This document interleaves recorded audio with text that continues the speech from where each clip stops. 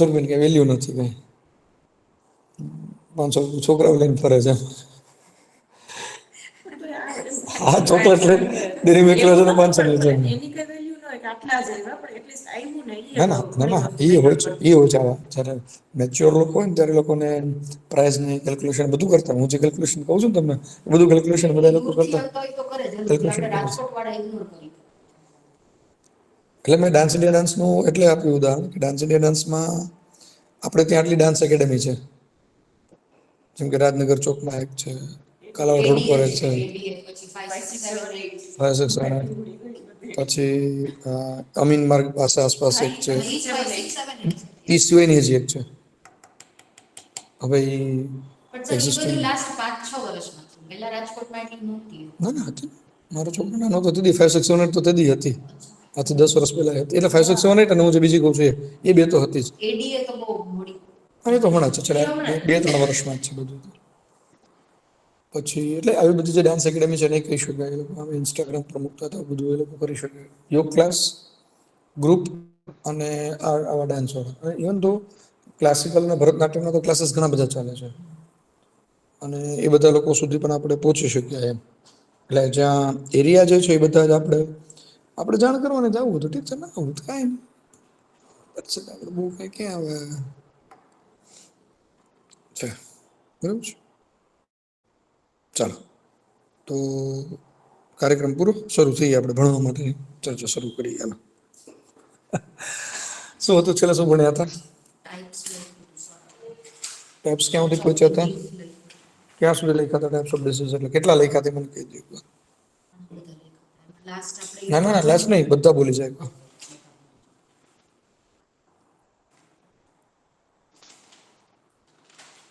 Types of disease, शारीरिक रोग, मानसिक रोग, उसके बाद नीज और आगंतुक। नीज में शायद हमारे से लक्षण निज माने जिसका कारण शरीर के अंदर है, जिसका कारण शरीर के अंदर है उसे निज रोग कहा जाता है। और जिस रोग का कारण बाहर की तरफ है उसको आगंतुक कहा जाता है। उसके बाद साध्य और असाध्य। और वो साध्य के दो प्रकार, सुख साध्य, कष्ट साध्य। असाध्य के दो प्रकार, व्याप्य और असाध्य।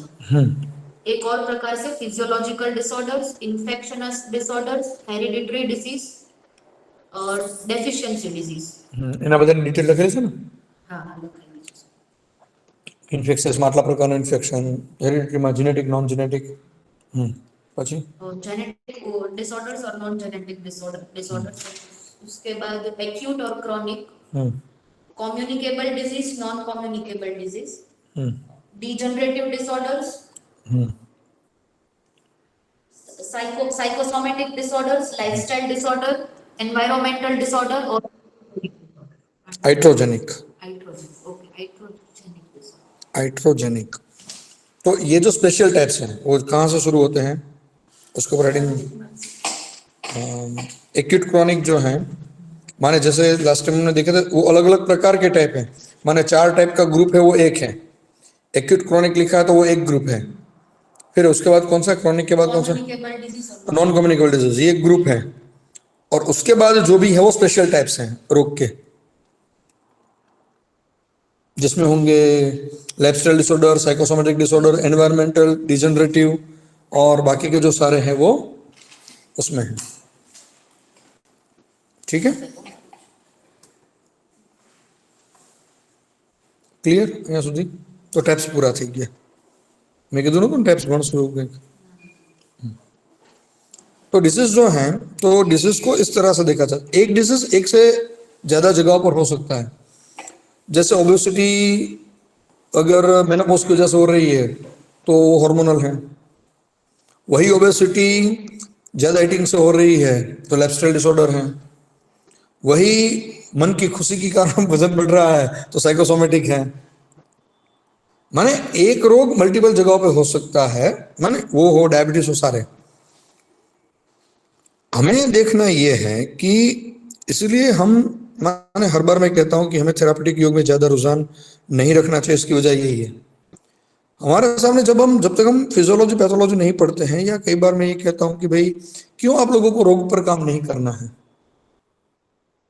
उसकी वजह यही रहती है कि जब आपके पास रोग की पूरी ज्ञान तो है नहीं, अगर ओबेसिटी है, एक ओबेसिटी देखो, सिंपल मैं एग्जांपल दे रहा हूँ, बाकी आगे आएंगे तब करेंगे। ओबेसिटी है तो सबसे पहला रीजन कौन सा है? हेरिडिटरी, माने माँ बाप अगर मोटे हैं तो बच्चे मोटे होंगे, पहला रीजन। उसका प्लान, उसकी मैनेजमेंट अलग होगा। दूसरा कारण है जो खाने पीने का शौकीन है, सिर्फ खाने का जो शौकीन है वो, माने अलग अलग प्रकार की फूड आइटम्स उसको चाहिए ही चाहिए रोज खाने में। तीसरा है स्वीट, जिसको पसंद है सिर्फ स्वीट, सिर्फ एक्सेसिव स्वीट खा रहा है। चौथा जो एक्सेसिव ऑयल खा रहा है। एक खुश मिजाज है, जो स्ट्रेस में रहता है, या जिसको कोई हार्मोनल इम्बैलेंस है, हाइपोथायराइडिज्म जैसी कंडीशन है, या मेनोपॉजल कंडीशन है, या ऐसे कोई अलग विषय है। डायबिटीज विथ ओबेसिटी है, शांत कर दीजिए ना। तो अगर मैंने भी ढूंढे तो भी 9 तो मैंने आपको गिनवाए, उससे भी ज्यादा होंगे रीजन। तो हर एक का अपना मैनेजमेंट अलग है, हर एक की अपने वजन बढ़ने की प्रक्रिया अलग है, उसकी वजन कम होने की प्रक्रिया अलग है। आप एक ओबेसिटी लेकर चल दिए, काम लेकर कर दिया आपने, तो वो काम वाकई ही साइंटिफिक काम होगा या नहीं होगा, इसकी कोई गारंटी नहीं है। और ऐसे काम की, इसको वैसे पायलट स्टडी कहा जाता है, इसका कोई वैल्यू नहीं है। और आपको अगर कुछ पूछा जाए कि इसमें आपने ये देखा था, ये देखा था, तो आप ऐसे मेरे सामने जैसे मुंह खड़ा कर भी बैठे, वैसे एग्जामिनर के सामने बैठ जाओगे, आपने ये चेक किया था, ये चेक किया था, ये चेक किया था, तो ना ही आएगी। एक डिसीज पर काम करने का जो फॉर्म होता है, उसकी जो डिटेल्स भरी जाती हैं, जो योग, नेचुरोपैथी या आयुर्वेद में या जो भी भरी जाती है, वो मिनिमम 6 to 8 पेज की होती है, 6 to 8 पेज की। अदर देन स्केल वो 6 से 8 पेज की होती है, कोई भी एक रोग को लिया जाए तो। स्केल के 2-3 पेज अलग। अब उतना सारा 6-8 पेज भरने का ना तो आपके पास उतनी टाइम है या क्षमता है, या ना उनके पास है टाइम और क्षमता। कैसे होगा? सिर्फ वजन नाप लिया तो ओबेसिटी हो गया, ऐसा नहीं है। मैं सिर्फ ओबेसिटी की बात कर रहा हूं इसलिए कि एक एग्जांपल दिया है, वही एग्जांपल डायबिटीज को लागू होता है, वही एग्जांपल मेनोपॉजल को लागू होता है, वही एग्जांपल हर एक चीजों को होता है। और इसीलिए आप काम किस पर कर रहे हैं? हेल्दी वॉलंटियर पर। जो भी काम हो रहा है वो हेल्दी वॉलंटियर पर करो। वो भी कितना बड़ा काम है। मैंने एक बार आप लोगों को कहा था, शायद आप लोगों से बात नहीं हुई थी,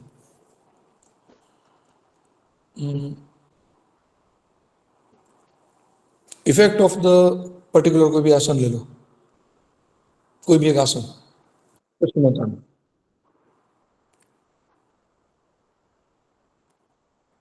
जिस लेवल में माता आटली बधी मोड़ी केम આવી આ બધી માતાઓ, મેઘનાથી લઈને નિશા સુધી?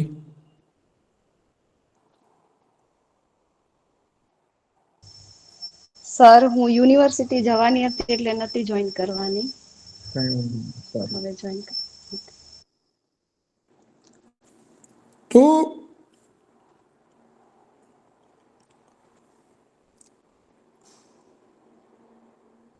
एक कोई आसन लिया आपने, पश्चिमोत्तान लिया, पश्चिमोत्तान में अलग अलग 50 लोगों को आपने करवाया।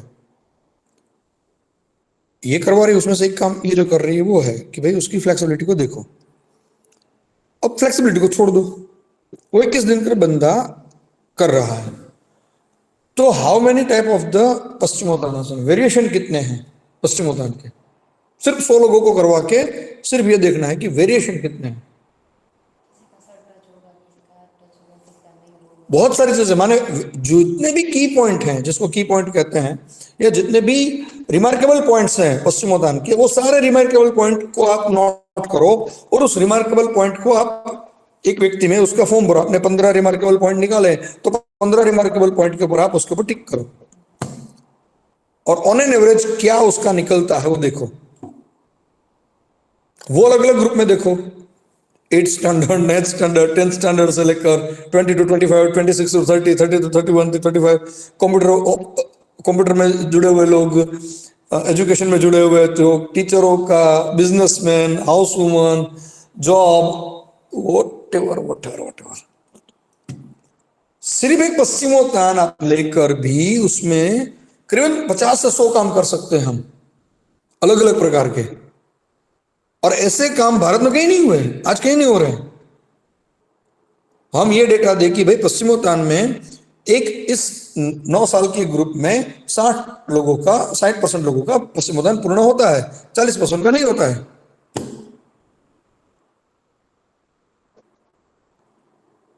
तो ये काम छोटा है क्या? ये काम छोटा नहीं है। माने वही अब हर एक प्रैक्टिस को लागू होता है, कपालभाति से लेकर सबको लागू होता है कि एक जैसे 100 कपालभाति आप स्टैंडर्ड कर दो कि 1 मिनट में 100 कपालभाति करेंगे। 1 मिनट में 100 कपालभाति, 1 मिनट में 50 कपालभाति, 1 मिनट में 30 कपालभाति। ये मैंने जो सारे ग्रुप बताए उसको अलग अलग ग्रुप में करवाओ, डाइजेशन पर क्या असर आ रहा है। उसमें शुगर लेवल देखना है तो देखो, डायबिटीज नहीं, शुगर लेवल देखो, ब्लड प्रेशर देखो, पल्स लेवल देखो। एक ही कपालभाति है, उसको स्टैंडर्ड करके सिखाओ पहले, और फिर उसके क्या 21 दिन के बाद, महीने के बाद क्या फर्क आता है देखो। कितना काम होता है। तो इन विषयों को छोड़कर हमें लगता है कि थायराइड पर तो 100 काम हो चुके हैं अब तक, और उसमें आपके काम करोगे तो कुछ नया नहीं है, मगर ये काम करोगे तो नया है, लोगों को नया लगेगा। माने कंसिस्टेंटली आप तीसरी बैच हो, ठीक है। 3 बैच में एक भी एक्सपर्ट रिपीट नहीं हुआ है कहीं भी, IR1, IR2 और एग्जाम। 2 में भी नहीं हुआ और आप में भी नहीं होंगे, और जो आया तो उसमें भी कोई नहीं होगा। तो 3 में कोई रिपीट नहीं हुआ है। और माने अभी तक मैं अगर गिने तो 7 एक्सपर्ट हमारे साथ जुड़ चुके हैं, प्लस हालोल में 2 एक्सपर्ट जिनके साथ मेरी बात हुई थी 9, यहां पे 2 एक्सपर्ट 11 और 2 13, करीबन ये 3 साल का प्रेजेंटेशन करीब 15 रिनोन्ड लोगों के बीच में ये हुआ है। 14 और आप लोगों के 20, 22, 23 जो भी है। तो कुल मिला के मान एक का भी रिपीट, मान एक आध लोगों का रिपीट हो रहा है, शायद काम भी किसी का रिपीट नहीं है। मान सेम टाइटल पर एक यही काम हो रहा है अपना, हाँ, दिव्यांग बच्चों का जो हेल्थ स्टेटस देखने का जो है, हम उसकी रोग की कैपेसिटी नहीं देख रहे हैं, हम हेल्थ की कैपेसिटी देख रहे हैं। तो वो एक कार्य जो है वो रिपीट है एक, अदरवाइज टाइटल एक भी टाइटल रिपीट नहीं है। तो 15 30 और 20 आपके 50 टाइटल अभी तक प्रेजेंट हुए हैं डिफरेंट 15 एक्सपर्ट के पास, और एक भी टाइटल में एक भी नेगेटिव कैरी उनकी तरफ से नहीं है। और हर एक को लग रहा है कि समथिंग डिफरेंट काम हो रहा है। हम डिफरेंट क्या कर रहे हैं? वही कर रहे हैं जो सबको करना चाहिए, वही हम कर रहे हैं, हम कुछ नया नहीं कर रहे हैं। मगर फिर भी उसको कंसाइज करते हैं, कई जगह पे अपना एरिया ब्रॉड कर रहे हैं, एरिया स्पेसिफाई कर रहे हैं कहां पर। MA के लेवल पर ये जो रोशी वगैरह जो इंटरव्यू, मानसी वगैरह जो इंटरव्यू करने वाली हैं, अभी है ही नहीं। पिछले 1-2 सालों में ये एक्सेप्ट हुआ है इंटरव्यू का, तो हर जगह हो भी नहीं रहा है। तो उन लोगों को, हमारे नेशनल लेवल की पर्सनालिटीज जो देखती हैं सबको, उन लोगों को भी ये लगता है कि नहीं, वेराइटीज ऑफ द टॉपिक है। और उसके बाद भी मैं ये बता रहा हूं, वो तो समथिंग डिफरेंट ये। मैंने कितने एरिया बाकी है जहां पर हम नहीं गए, जैसे मेघना का काम है, इतने गवर्नमेंट के चल रहे हैं, क्या करोगे आप? अब उसके DAO को समझ में नहीं आ रहा है, उनको भी ये लग रहा है कि ये क्या काम कर रही है बच्ची, इसको थोड़ी रिसर्च कहते हैं।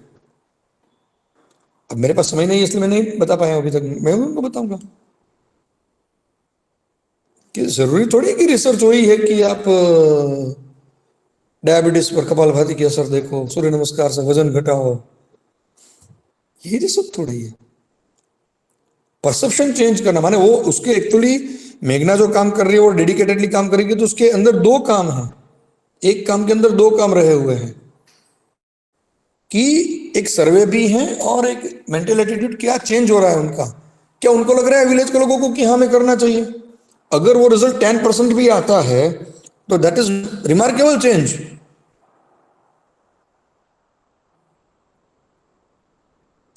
आज ग्रामीण विकास मंत्रालय खुद सोच रहा है कि हमें हर गांव में एक योग टीचर अपॉइंट करना है। 2.5 लाख योग टीचरों की वैकेंसी एक साथ निकलने की प्रोसेस चल रही है, मगर क्वेश्चन यही है, डेटाबेस नहीं है। हम उनको 1,000 2,000 देंगे, जो वन मित्र और स्वास्थ्य मित्र जो रहते हैं उनको 1,000 से लेकर 2-3,000 के बीच में सबका मानधन है, यूजुअली 1,500 से 2,000 है ज्यादातर। तो वो देने की उनकी तैयारी है कि आपके गांव में एक क्लास आप लो, और उसका प्राइमरी ये वेलनेस सेंटर है। वेलनेस के प्राइमरी डेटा से वो आगे बढ़ने वाले थे, अब वेलनेस में प्रॉपर डाटा जा नहीं रहा है। कहां से? 1 साल से ये प्रपोजल पेंडिंग है।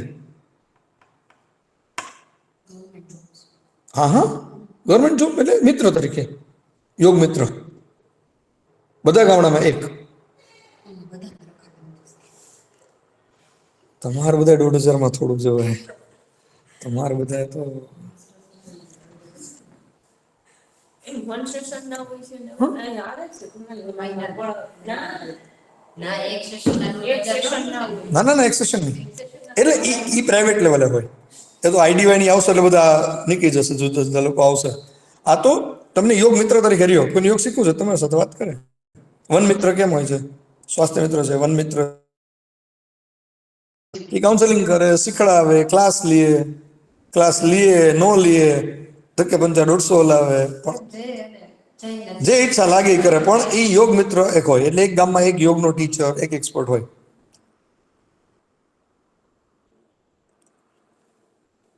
माने इतने सारे काम है, माने जो रिमार्केबल मैं समझाना चाह रहा हूं कि रिमार्केबल इतने काम है, तो भी हमें रोग पसंद ज्यादा आते हैं।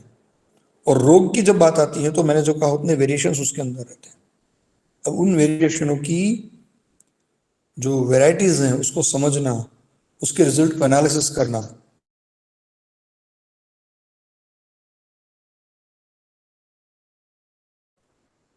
कैपेसिटी नहीं कहूंगा मैं, सीख तो सब कुछ सकते हैं, मगर आउट ऑफ द प्रोटोकॉल है ये, वो नहीं हो सकता है, करवाना नहीं चाहिए। तो इसलिए हम ये नहीं कर रहे हैं। तो इसलिए मैं अप्लाइड योग पर भी उतना भार नहीं दे रहा हूं कि अप्लाइड योग करना ही चाहिए सबको, ये है वो है ना। स्वस्थ व्यक्ति को तो योग करवाओ।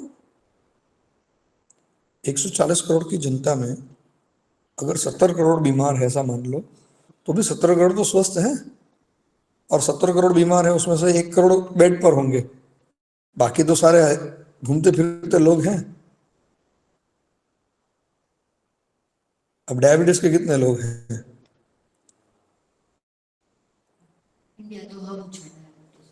तो भी 1 to 2%, अच्छा अराउंड 1 करोड़ टू 3 करोड़ के बीच में है संख्या। 10 में 1 शायद अभी रेशियो है, तो 14 में 2 मान लो।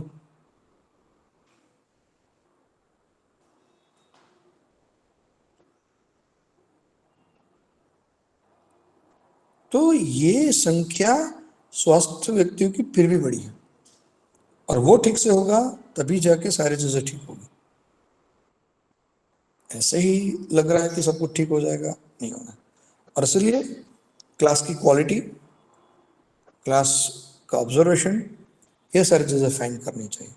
और एक्चुअली इसीलिए ये प्रोजेक्ट है कि आपका एक विजन, एक डायरेक्शन खुले उसी एक एंगल में। सभी एंगल में तो सबका खुल नहीं सकता है। अब मैं पातंजल पढ़ाऊंगा तो कैसा पढ़ाऊंगा? अशोक सर पढ़ा रहे हैं और मैं पढ़ाऊंगा तो डेफिनेटली अशोक सर मुझसे ज़्यादा अच्छा पढ़ा पाएंगे। मुझे जितना भी पता हो तो भी मुझसे ज़्यादा अच्छा पढ़ा पाएंगे, क्योंकि वो पढ़ा रहे हैं काफ़ी सालों से।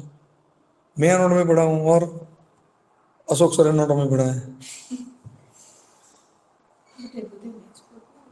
हाँ, સર કે ઇન્ટરવ્યુમાં જઈને તો ઈ લોકો આ વાત નથી સમજતા, ઈ આપણી પાસેથી બધું એક્સપેક્ટ, એવું મારો એક एक्सपीरियंस છે। देखो, जो इंटरव्यू जहां तक बात होती है तो वो तो रखेंगे और उसको रखना भी चाहिए, उस आपके सामने क्या आने वाला पता नहीं। मगर ये बात भी उतनी तय है कि सबको सब कुछ पता नहीं होता है, बैठे हुए लोगों को भी पता होता है कि सबको सब कुछ पता है, ऐसा होता नहीं है। तो ये है विषय। मगर अपेक्षा तो ऐसे रखेंगे, आपके पास आ गया तो आप क्या करोगे। हाँ, आपका मैंडेट नहीं है, आपको नहीं पता है तो भी आपको हैंडल करना है। ये सबसे बड़ी बात होती है, आपको पता नहीं है फिर भी आपको हैंडल करने की सूझ है। उनको पता चल जाता है कि हाँ ये हैंडल कर लेगा या कर लेगी, भले उनको पता नहीं। मुझे नहीं पता ऐसा जब कहा, उसका मतलब है कि आपने अपने आप को बांध के रखा हुआ है। हाँ, उस बारे में सोचा नहीं है ऐसा कहते हो तो उसका मतलब है कि आप ओपन माइंडेड हो कि हाँ हम ये सोचकर कुछ करेंगे, ठीक है। मगर जब आप ये कहते हो पता नहीं, का मतलब होता है कि आपने अपने आप को क्लोज रखा है। ફિઝિક્સમાં આપણી એઝ અ આર્ટ્સ બેકગ્રાઉન્ડ આપણી લિમિટેશન છે, પછી ખોટું ફેક ફેક કરવું મારે એના કરતા મેં ઓનેસ્ટલી કહી દીધું। तो देखना पड़ता है सब चीज, लोगों को नहीं पता है ना ये, कि इनका मैंडेट नहीं है। उनको तो माने आपको लग रहा है कि आपका मैंडेट नहीं है, मेरे पास पड़े हुए लोगों को लगता है कि उसका मैंडेट नहीं है, बाकी लोगों को तो ये लगता है ना कि हम ट्रेनर बन के भी बेस्ट फिजिशियन है, लग रहा है उनको। को डॉक्टर ही समझते हैं। हाँ भाई, वही मैं कह रहा हूँ।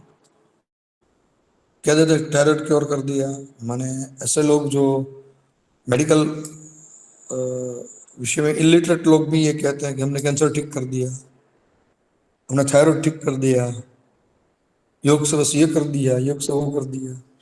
એટલે એટલા યોગથી થતું હોય છે? नहीं, એટલે एकाध મતલબ helpful एकाध થાય कोई યોગ केस કેમ? एक मैनेज हो सकता है, मैनेज 100% हो सकता है, मगर क्योर होने की संभावनाएं जो है वो कुछ ऐसे रीजंस हैं जिसकी वजह से लगता है कि वो क्योर हो गया है, मगर वो क्योर होने के बाद कितने समय तक क्योर रहा वो बोलने वाला कोई नहीं है पीछे। સપોઝ કે કોઈને થાઇરોઇડ છે બરાબર, તો ઈ કઈ એકલા એમની દવા વગર ना ना, वो हो सकता है मगर वो सर्टेन पीरियड तक रहता है, सर्टेन पीरियड तक वो ठीक रहेगा। ટેમ્પરરી હોય हाँ, ટેમ્પરરી ઓકે टेम्पररी आ रहा है और टेम्पररी गया, टेम्पररी गया वो एक, એકવાર બેલેન્સ जैसे ही योग छोड़ दिया वो वापस आ जाएगा। आपने नॉर्मल रेंज ले ली, आपका नॉर्मल हो गया, माने डोज मिनिमम डोज है या तो बंद हो गया और आप हो गया, जैसे आपने योग छोड़ दिया वो फिर से ऊपर जाएगा। और अगर योग छोड़ने के बाद वो बढ़ गया उसका मतलब क्या हुआ, क्योर नहीं था, वो मेंटेन था, मैनेज था। सुना रही बात, ये योग कर रहे हो तब, जैसे मैं योग बंद करता हूँ तो मेरी 150 हो जाती है शुगर, इसका मतलब क्या हुआ, योग से मैंने डायबिटीज क्योर किया नहीं, मैंने मैनेज किया। नॉर्मल रहना वो भी मैनेज है, क्योर नहीं है। ये बात लोगों को समझ में आती नहीं है और मेरे जैसे लोग भाते नहीं है। मैं सीधा ये पूछूंगा कि हाँ तो ठीक है, कब वो रिकरेंस हुआ, देखा क्या, कितने से साल पहले की बात कर रहा है, अभी उसकी सिचुएशन क्या है, कोई आंसर नहीं होता है। और मैं तो क्या, मेरे साथ जुड़े हुए मेरे जितने भी गुरु जैसे लोग हैं वो सारे यही पूछेंगे, या एलोपैथी के डॉक्टर हो या आयुर्वेद के डॉक्टर हो या होम्योपैथिक डॉक्टर हो, यही पूछेगा। किसी के पास डेटा नहीं है। पिछले 10 15 20 सालों में जितने लोगों से मेरा मिलना हुआ है तो किसी के पास ये डेटा है नहीं, और फिर भी क्योर हो गया, मान लिया चलो फिर भी क्योर हो गया, जिसका मतलब क्या है, वो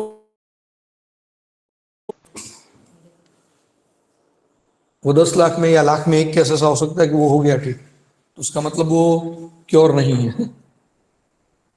ratio is more less than 0.01%, उसको क्योर मैं उसको बेनिफिशियल नहीं कह सकता। तो ये साइंटिफिक टर्म्स का हमें पता नहीं होता और हम मानते हैं कि हम तो उससे हम ही सब कुछ ठीक कर देंगे। तो મેં એવું નો રાખ્યું, ઓનેસ્ટ રાખ્યું સર, એટલે જ કહું। मतलब देखो, सबके अपने अपने प्लस एंड माइनस हैं, प्रॉन्स एंड कॉन्स हैं सबके। और उसका मतलब ये भी हुआ वो भी इतने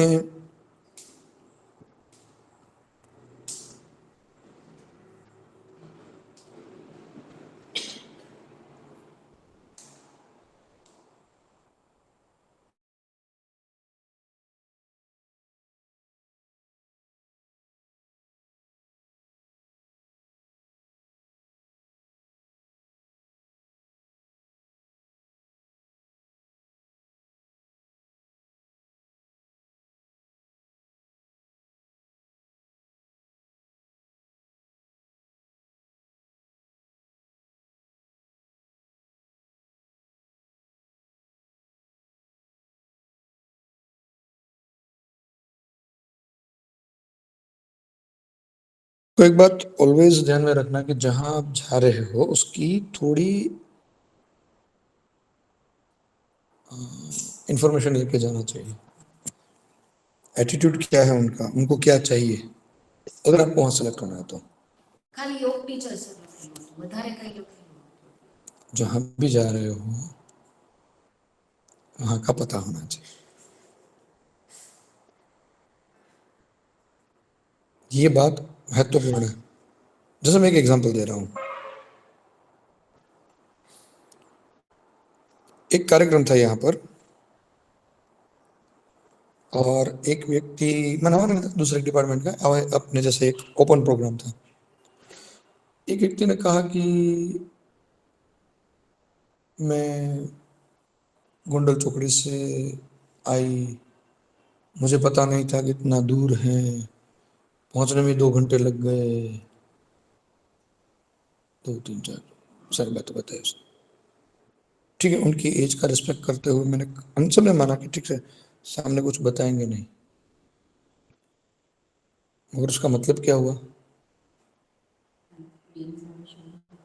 उनको पता नहीं था पता नहीं, मैं जब मेरे घर से निकल रहा हूँ तो मुझे पता तो होना चाहिए मुझे कहाँ जाना है, मैं कौन सा रास्ते से चलूंगा, कैसे पहुंचूंगा, कितने घंटों में पहुंचूंगा, कौन से रास्ते का ऑप्शन है, ये भी पता तो होना चाहिए। પણ સર તો ઈ લોકોએ મને ના નહોતી પાડી ઈ તો જોઈન કરવાનું કહેતા હતા પણ એ એક્સપેક્ટ કરતા હતા કે સ્ટાર્ટિંગના 3 મહિના હું ફ્રીમાં કામ કરું પછી ચોથા મહિનાથી સેલેરી આપશે એટલે મેં ये तो नेगोशिएबल હતું તે કર્યું હતું, नेगोशिएबल થઈ જતું હતું કે આપ સેલરી આપજો મને। સ્ટાઇપેન્ડ મેં તો સ્ટાઇપેન્ડ કીધું સેલેરી નહીં કે સ્ટાર્ટિંગના 3 મહિના એટલીસ્ટ મારો પેટ્રોલનો ખર્ચો તો નીકળે તો બી ફ્રીમાં કરો તો ના કરાય। 3 મહિના પછી કોઈ સિક્યોર ન હોય, ગાડી મૂકે ક્યાં જવું આપણે, મજૂરી કરો, થોડું એક્સપિરિયન્સ સર્ટિફિકેટ ન આપે પછી તો, અને વખતના એક્સપિરિયન્સ સર્टिफिकेट की वैल्यू नहीं। तो ये मैंने इसलिए मैं कह रहा हूँ कि एक छोटा सा भी जीवन का कोई भी लक्ष्य हो, कभी भी इंटरव्यू देने जा रहे हो, वो कहाँ पर है, उनकी कस्टमर एरिया क्या है, मैनेजमेंट में कौन है, प्रोबेबल इंटरव्यू में कौन बैठ सकते हैं, उनकी क्या एक्सपेक्टेशंस हैं हमसे, ये सारी चीज़ों को जान के जाना पड़ता है।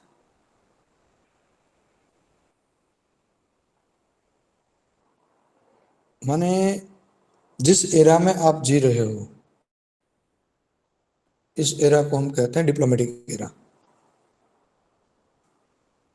और डिप्लोमेटिक एरा में मैं नहीं कह रहा हूँ कि झूठ बोलो, मगर डिप्लोमेटिक तो होना ही पड़ेगा, वो तो सीखना ही पड़ेगा। कितनी भी आप सच्चाई रख लो, सामने वाला समझ पाएगा नहीं पाएगा वो तो पता होना चाहिए। जैसे मैंने कहा कि मैंने मेरा दुख व्यक्त किया, तो दुख में थोड़ी कि पूरे गांव में घूमता फिरते रहूंगा, लोग वैसे भी हैं कि इसमें ये बुरा है, इसमें ये बुरा है, इसमें ये बुरा है, इसमें ये बुरा है। और पिछले 1.5 साल से आप मुझे देख रहे हो, कितने इंस्टीट्यूट के बारे में मैंने बुरा बोला है, कितने इंस्टीट्यूट के बारे में सबकी पता है, मुझे सबका पता है। मैंने उसके फाइनेंशियल इरेगुलरिटीज से लेकर टेक्निकल इरेगुलरिटीज तक सब कुछ मुझे पता है। वो बाबा हो, श्री श्री हो, ईशा हो या शिवानंद हो या XYZ जो भी हो, जितने नाम आपको पता है सबकी मुझे पता है। वो अप कब थे, डाउन कब थे, सारी चीजें पता है।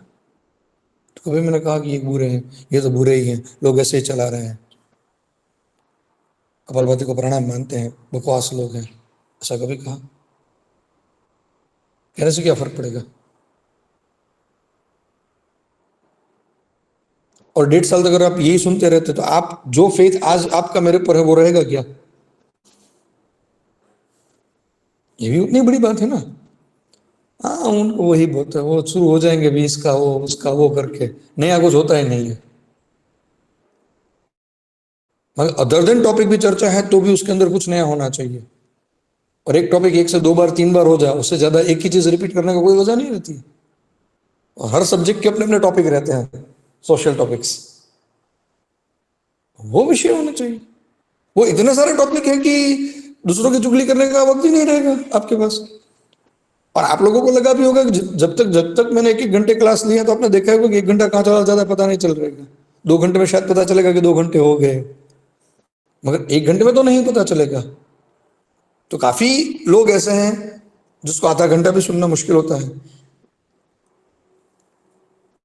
मैं टीचरों की बात नहीं कर रहा हूं, एज ए होल जनरल कह रहा हूं। तो अब इस विषय को, क्योंकि मैंने सोचा था कि जब मुझे टीचर पसंद नहीं है कि जो लेकर पढ़ के मुझे बढ़ाए, मुझे नहीं पसंद था कि आधे घंटे में मैं बोर हो रहा हूं एज ए स्टूडेंट, तो मैं ही ऐसे हो जाऊंगा तो क्या। तो ये तो मैं पढ़ रहा था तब का तय था। जो आज मैडम ने कहा कि टोन हाई पिच रहता है, तो वही एग्रेसिव टोन है, वही तो मेरी क्वालिटी है। मैं सॉफ्ट हो ही नहीं सकता हूं। मैं कभी भी आपको, आपने कहा अगर मेरी बेटी भी कल कहती है, कल मेरी बेटी को लहू निकल गया कहीं से, खून निकल गया, उसका पापा खून निकल गया, ठीक है हाथ लगा दे, दैट्स इट, हो गया। उसमें बड़ी बात क्या करनी है, अरे क्या लग गया बेबी तुझे, ये हो गया, अरे चलो ये करना वो करना, कुछ नहीं, लग गया तो लग गया, लहू कैसे बंद होगा उतना सोच, बाकी बात खत्म। मैंने मेरे मैंने वो तो छोटी है, शायद आप में से किसी ने देखी भी होगी, तो वो इतनी छोटी है तो भी मैंने कहा, तो आप लोगों को मैं कहाँ से कहूंगा कि किसी के साथ सॉफ्टली बात करने की विषय नहीं आता। मैं खुद के लिए सॉफ्ट नहीं हूं, तो आप लोगों के लिए, मैंने मेरे अलावा बाकी सबके लिए मैं कहाँ से सॉफ्ट हो सकता हूँ। तो कहने का तात्पर्य है कि जहां भी जा रहे हो इंटरव्यू में, वहां के लिए आपको तैयार होना पड़ता है। Requirement, what is requirement. Dev Sanskriti में जा रहे हो आप इंटरव्यू देने के लिए, तो वो क्लासिकल नॉलेज मांगेंगे। ऐसे जो हाईफाई सेंटर्स हैं जिनको करना कुछ नहीं है, दिखाना सबसे ज्यादा है, तो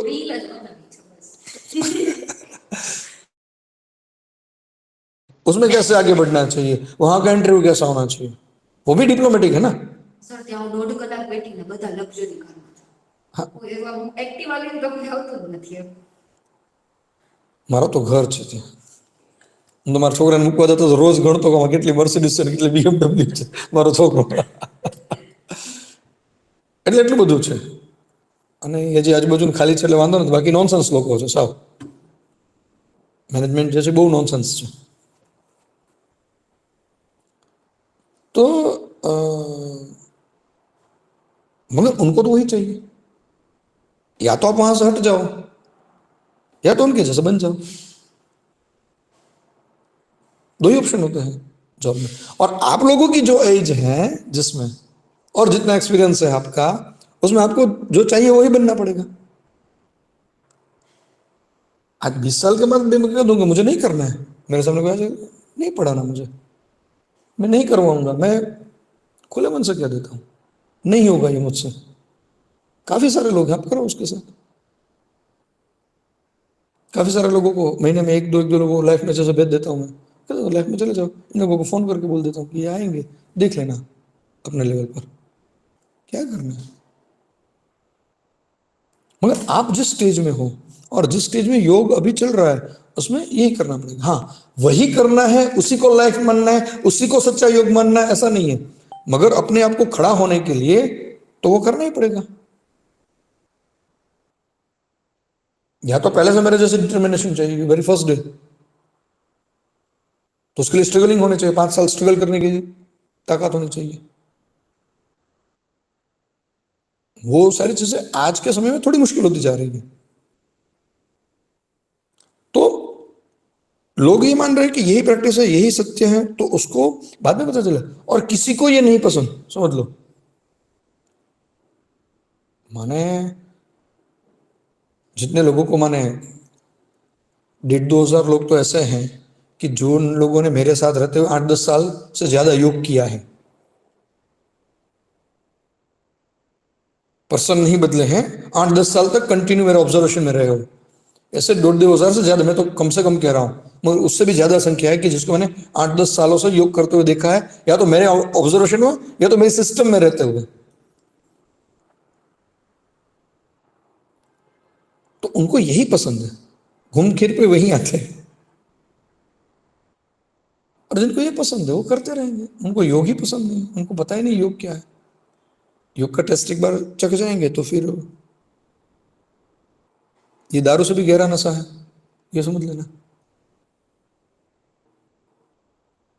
अगर वो थोड़ा सा भी चख लिया तो सारे नशे बंद हो जाएंगे एक साथ, किसी की जरूरत ना रहेगी, ना तो कुछ कर पाएगा वो। तो ये चीज़ें हैं। जैसे जो मेरे साथ होता है, मैं पर्सनल इसमें मेरी कोई विशेषता नहीं है, विशेषता महर्षि पतंजलि की ही है, या आपने जो आचार्य ऋषि मुनि के ही ये है। कोई भी व्यक्ति अगर 3 महीने मेरे साथ योग कर ले, पर्सनली मेरे साथ, वो ग्रुप में या पर्सनली, वो 3 महीने के बाद कहीं भी जाके आए, उसको वो एक्सपीरियंस बहुत कम जगह मिलेगा। मैं कुछ नहीं करवाता हूँ, सिंपली बहुत ही सिंपल, कुछ होता नहीं है। तो मैं करवाता नहीं, करवाता तो बहुत सिंपल रहता है एकदम। आप सभी लोगों से मिनिमम वेराइटीज, कोई वेराइटीज नहीं है मेरे क्लास में, ना मेरे में टेम्पटेशन है, ना पसीना है, कुछ नहीं है।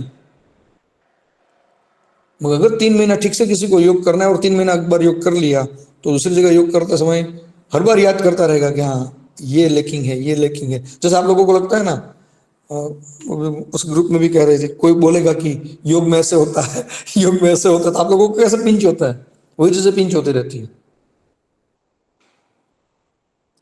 मगर वो क्वालिटीज अपने आप में डेवलप करो। मैं कहने का तात्पर्य मेरा यहाँ पर ये है कि एक बार आपके साथ जो योग करके जाए, उसको लगना चाहिए कि नहीं, योग इज समथिंग डिफरेंट। ये सब कुछ कुछ अलग चल रहा है, अलग भले ही करता रहे, मगर फिर भी वो 5 साल के बाद भी मिलना है तो कहेगा हाँ, वो मजा जो आपके साथ 2 महीने आया था ना, वो अब तक मुझे नहीं मिला। ये क्वालिटी डेवलप करनी पड़ती है, और जब ये क्वालिटी डेवलप हो जाती है, फिर आपके साथ जो जुड़ते हैं, वो कोई भी ग्रुप के हो, कोई भी इंस्टीट्यूट हो, वो एक लेवल से ही लोग जुड़ेंगे आपके साथ। उतना तो करना पड़ेगा, तब तक अपने आप को बदलना पड़ेगा, उसके फॉर्मेट में जाना पड़ेगा। हाँ, उतना ना बदल दो कि शास्त्र खत्म हो जाए। जुम्बा करो तो जुम्बा ही करो, फिर उसमें योग मत जोड़ो। और योग तो योग की तरह होना चाहिए। तो माने कहने का तात्पर्य मेरा उतना ही था कि प्रिपेयर होकर जाओ। बाकी लोग तो उनको वही पसंद है और वही रिकॉग्नाइज करते हैं वो लोग। और एक दो, क्योंकि वो आपको उनका पता नहीं, वो आपको नहीं जानते हैं। उनके लिए भी ट्रायल एंड एरर है कि अगर ये बच्ची थेरापेटिक नहीं सीखी तो क्या कर लेंगे आप। उनके भी ट्रायल एरर है, और 5-10 हज़ार सैलरी तो है नहीं वहां पर। वही इनिशियल वही પછી તો વધારે વધારે એને એમ કીધું કે પર્સનલ ક્લાયન્ટ્સ અપાવે, પર ક્લાયન્ટ 3000 મહિનાના 5 ક્લાયન્ટ હોય તો કે જે થયું તમારું. એટલે આ બધામાં તમે કોઈક માણસ કોઈ 50,000 થી નીચે જાય નહીં વીકેન્ડ્સમાં કે આમાં બધા કોઈ પછી પાર્ટનર નહીં. સ્ટાર્ટિંગનું 3 મહિના ફ્રી. પણ હું એટલે કહેવાનો તાત્पर्य એટલો છે મારો કે जो भी करना है उस प्रिपेयर होके गई होती तो दिक्कत नहीं होती ना। सिर्फ बाहर का बोर्ड पढ़ के गई होती ना, तो भी ये नहीं होती दिक्कत। हम उतना होमवर्क करके नहीं जाते हैं। ફિઝિયો પણ ત્યાં જઈને ખબર પડી કે એમના ઓનર જ ફિઝિયોથેરાપિસ્ટ, એટલે એમને એવું જોયું. वो तो नाम से पता चल जाना चाहिए था, फिजियोफिट। ઘણા લખ્યું હોય ને એવું બી તો બને સર. ना, कोई दिवस न हो, कोई दिवस न हो। એ હંમેશા યાદ રાખવું કે નામ એની એટીટ્યુડ મુજબ જ હોય। એ હંમેશા બહાર નાતું એનું ખાલી એના જે બહાર ખાલી જે ઓલું પોલ ઉપર જે બધા આડાવડા માર્યા છે, એને ખાલી વાંચીને જાણ તો ખબર પડી જાય એ લોકો શું વિચારે છે। આપણું ધ્યાન રાખીએ. તારે નહીં, બધાએ ધ્યાન રાખવાની છે। અમે ચર્ચા એટલે કરી છે કે બધા જ લોકો ધીરે ધીરે તમે ટ્રાય કરવાના છો, ક્યાંક ને ક્યાંક ઇન્ટરવ્યુ આપવાના છો। એકેડેમિકમાં જઈને એમ કે ઝુંબા આવડે જ મને, તો કાઢી મૂકે। સ્કૂલમાં જઈને એમ કયો આપણે છે ને ધ્યાન કરાવશું, તો એ કાઢી મૂકે, તો એ ના રાખે।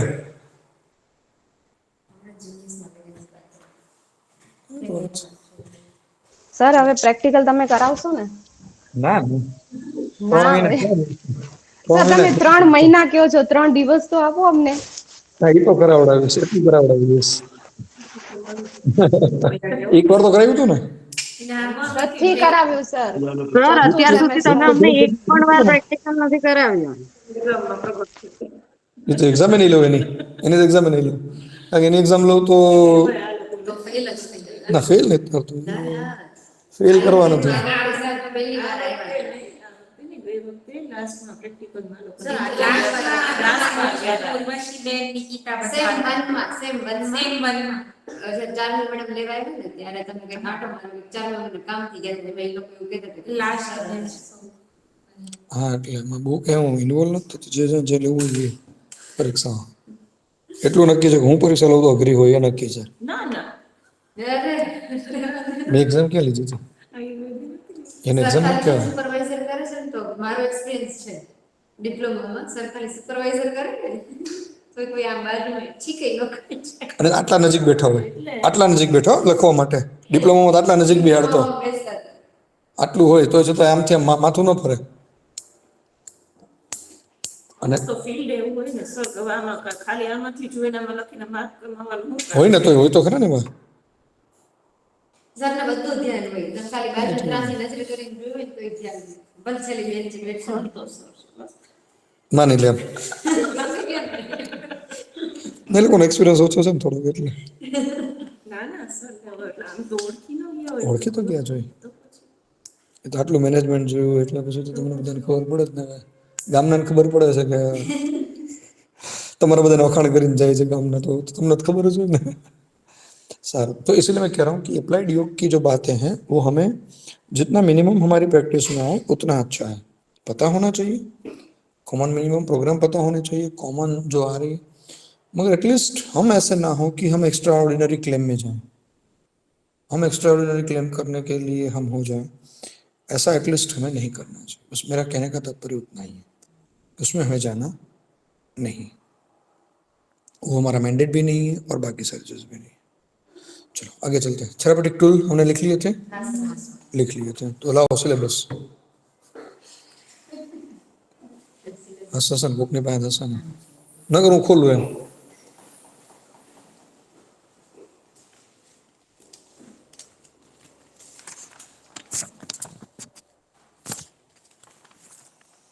तो हमने डेफिनेशन देखी, कंसेप्ट देखे, टाइप्स ऑफ डिसीज इन आयुर्वेद देखा, योग में देखा, वेस्टर्न मेडिकल साइंस में देखा, थेरापेटिक टूल्स की बात हो गई, कॉमन प्रिंसिपल्स ऑफ अप्लाइड योग। यस चलो शुरू करते हैं।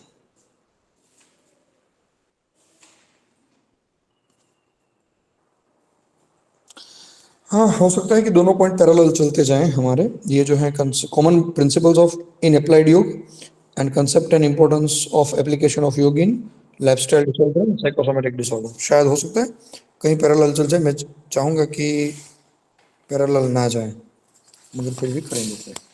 तो प्रिंसिपल्स क्या है? तो सबसे पहला प्रिंसिपल्स जो मैंने आपको बताया, वैसे इंटरव्यू में बात करते करते मैंने बताया कि जो भी व्यक्ति आपके पास आ रहा है जिसको आप योग करवा रहे हो उसकी पूरी हिस्ट्री, पूरी डिटेल्स, हिस्ट्री का मतलब ये नहीं है उसकी रोग की हिस्ट्री में कह रहा हूँ मैं, पूरी हिस्ट्री कह रहा हूँ, मतलब है उसका उसकी स्वास्थ्य की और रोग की दोनों चीजें में डिटेल्ड हिस्ट्री जो है वो हमें पता होनी चाहिए।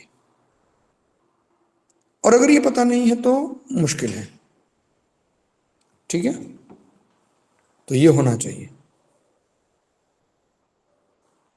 दूसरा जिसके ऊपर मैं थोड़ा और ज्यादा एम्फेसिस कर रहा हूं, उसकी शारीरिक प्रकृति का ज्ञान होना चाहिए आपको। वात प्रकृति है, पित्त प्रकृति है, कफ की प्रकृति, जनरल आप पढ़े हो तो जनरलाइज तो पता चलेगा, आप एग्जैक्ट ना ढूंढ पाओ मगर इतना तो पता चलेगा कि हाँ इसकी पित्त बहुत गुस्से हो रहा है, पित्त वाला होगा ये, तो ये होगा ही। हाँ इसका बच्चा गुस्सो जैसा है, ऐसा गुस्सा बच्चों जैसा है, आया और कहाँ चला गया पता नहीं, तो पता चलेगा कि बात वाला है। नहीं एक बार इसको गुस्सा आ गया ना तो पता नहीं कब तक चलेगा, तब ना अब चलेगा कफ वाला है। तो ऐसे जो बेसिक प्रिंसिपल्स जो आप पढ़े हो बात पित्त कफ के प्रकृति के, तो उसके हिसाब से आपको पता चलेगा कि कौन सी प्रकृति है, तो एटलीस्ट वो पता होना चाहिए कि कौन सी प्रकृति का व्यक्ति है, एक रफ आइडिया आपके पास होना चाहिए। ये नंबर 3, हमें हमारी और साधक की दोनों की लिमिटेशन का पता होना चाहिए।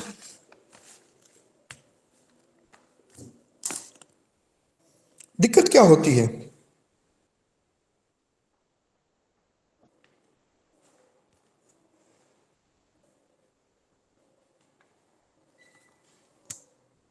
साहब ने बोला तो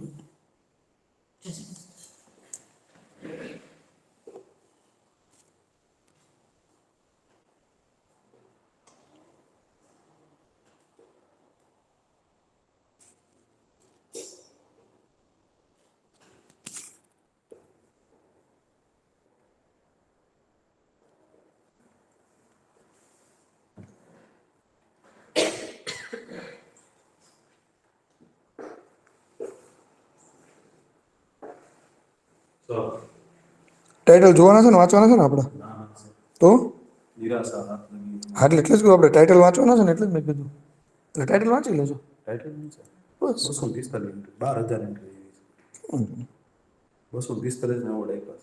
બહુ સરસ એવોર્ડ નથી આપ્યો હજુ તો ફર્સ્ટ સ્ક્રીનિંગ છે હજુ 10 થાય તો સારું જ છે 10 કે 15 થશે બજેટ એટલું જ છે લોકો પાસે એટલું જ હજુ નથી હોતું કંઈ હા તો ખરે ને સ્ક્રીનિંગ કરવા માટે તારે પ્રેક્ટિકલમાં જવાનું તો તમે ક્લાસમાં બેસશો બે ખાલી જ છે ઓલા સીએફએન વાળાને શું કર્યું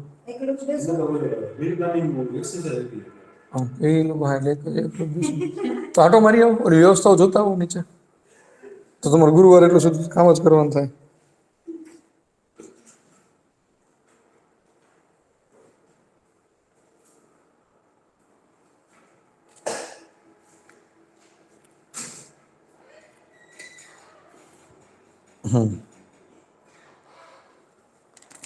तो दूसरा है कि लिमिटेशंस बताना चाहिए सबसे बड़ी दिक्कत कहाँ पर आती है दिक्कत ये आती है कि पहले हम अपनी खुद की लिमिटेशंस को सोचते नहीं मेरी करवाने की क्या लिमिटेशंस है मैं क्या करवा सकता हूँ क्या नहीं करवा सकता हूँ उसकी लिमिटेशंस हमें पता नहीं होती जैसे उसका एग्जांपल दे रहा हूँ मैं जैसे चक्र मेडिटेशन मैं एक सिंपल सा एग्जांपल दे रहा हूँ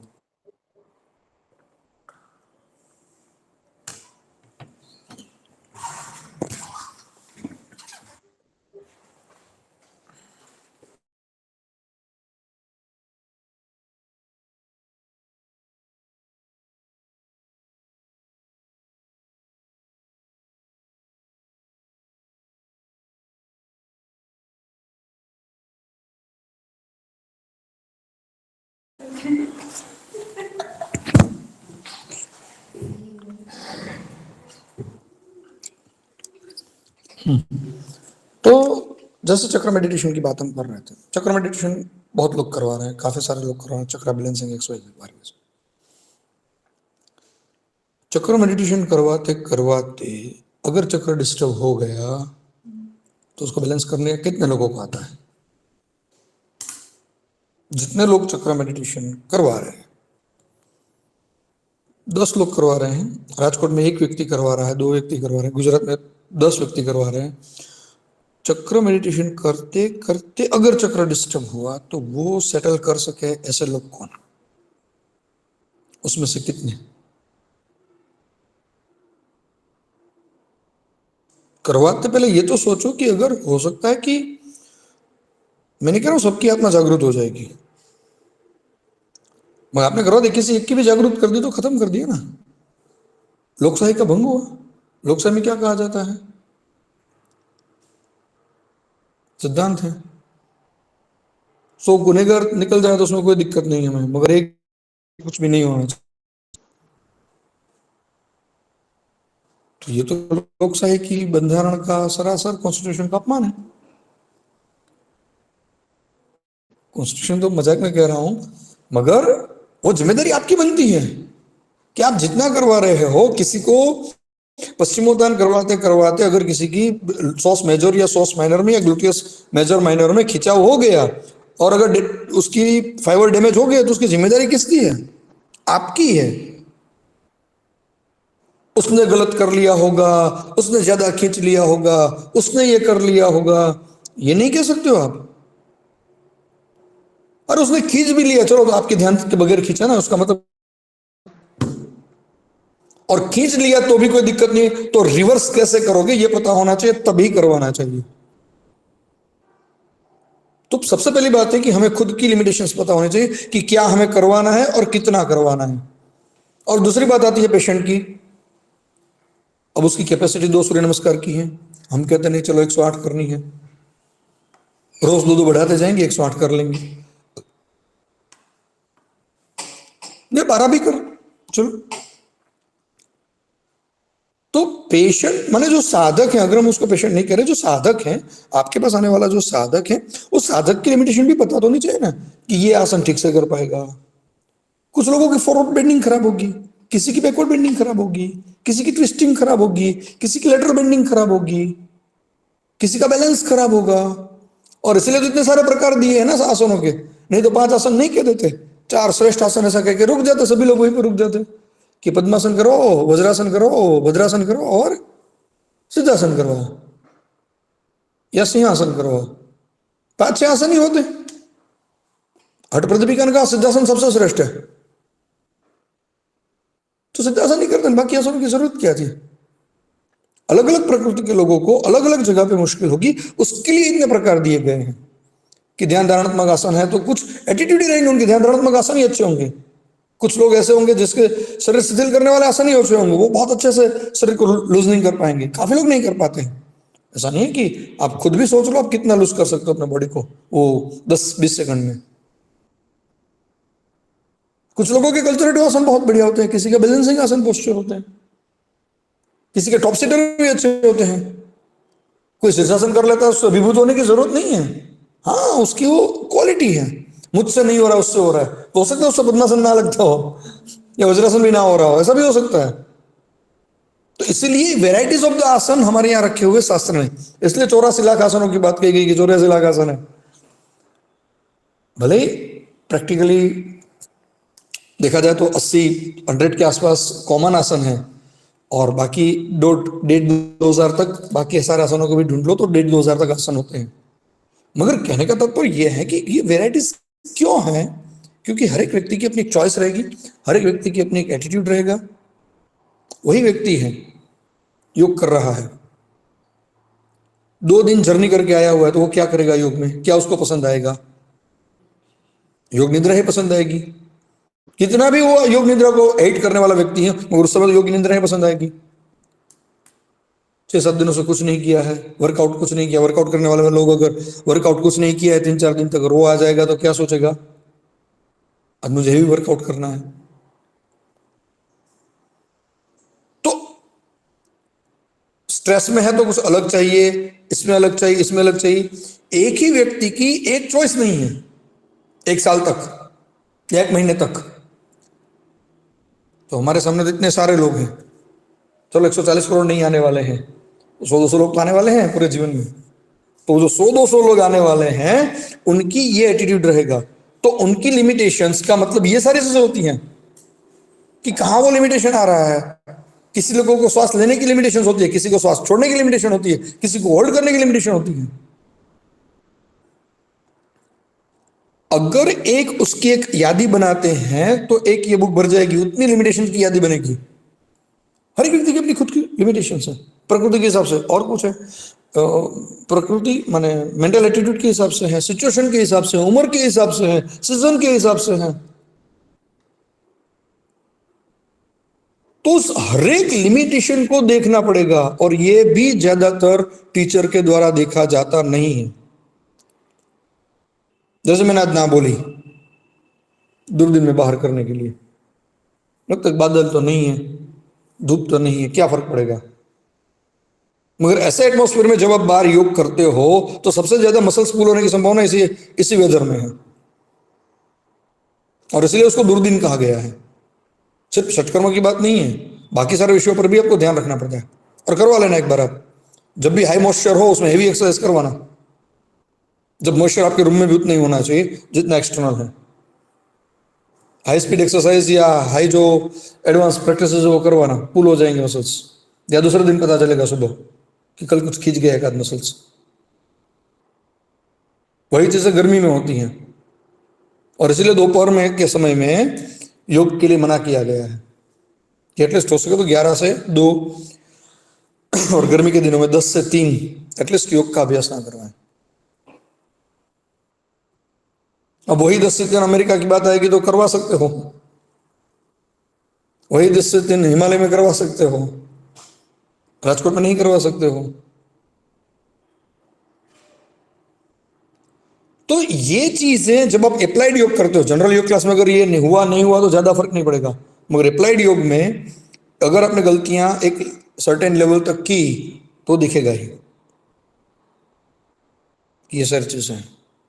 तो तीसरी बात है limitations of the teacher and limitations of the साधक, क्लाइंट नहीं कहेंगे हम, साधक कहेंगे, साधक के लिमिटेशन बताना चाहिए। और इस लिमिटेशन को जितना ब्रॉड करना चाहो उतना कर सकते हो। मैंने अभी जो बताया उससे भी ब्रॉड करना है तो कर सकते हो। कोई भी एंगल ऐसा नहीं है उसकी लिमिटेशन को छोड़ना नहीं है।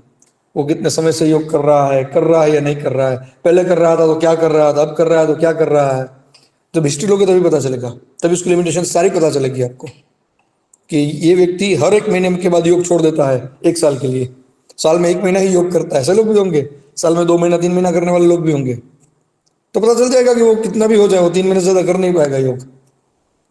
तो ये सारी चीजें उसकी लिमिटेशंस आती हैं। प्रकृति और रिसर्च से देखेंगे तो पता चलेगा। नेक्स्ट जो है कि एक प्रॉपर प्लान होना चाहिए।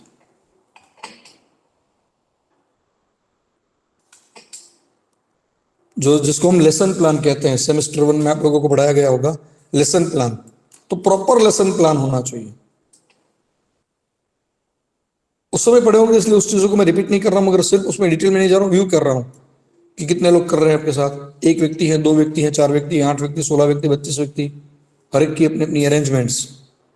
माने लेसन प्लान के अंदर आती है अरेंजमेंट्स, सारी चीजें। उन सबको देखने के बाद, क्लास अरेंजमेंट देखने के बाद विषय आता है, वो है लेसन प्लान। लेसन प्लान ठीक होना चाहिए। लेसन प्लान में 2 विषय रहते हैं सबसे महत्वपूर्ण, वैसे बहुत सारे विषय 2 महत्वपूर्ण है। एक तो उसकी सीक्वेंस, किस क्रम में किसका अभ्यास होगा।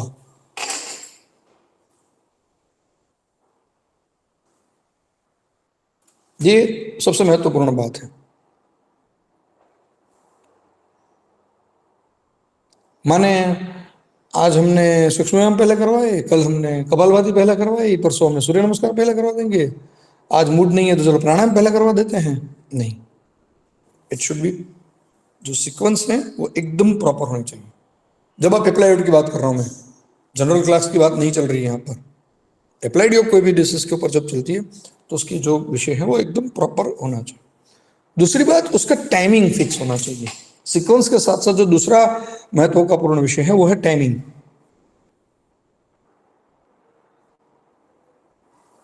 और उसके साथ है उसके काउंटिंग। वैसे टाइमिंग के अंदर ही काउंटिंग आ जाता है, मगर फिर भी मैं उसको अलग लिखवा रहा हूं कि भाई आप एक छोटी एक्सरसाइज करवा रहे हो, आप करवा रहे हो रिस्ट रोटेशन, कितनी बार करवाओगे? 1 बार करवाओगे, 3 बार करवाओगे, 5 बार करवाओगे, 7 बार करवाओगे, 11 बार करवाओगे, और जो फिक्स करो वो कंटिन्यू करवाते रहो।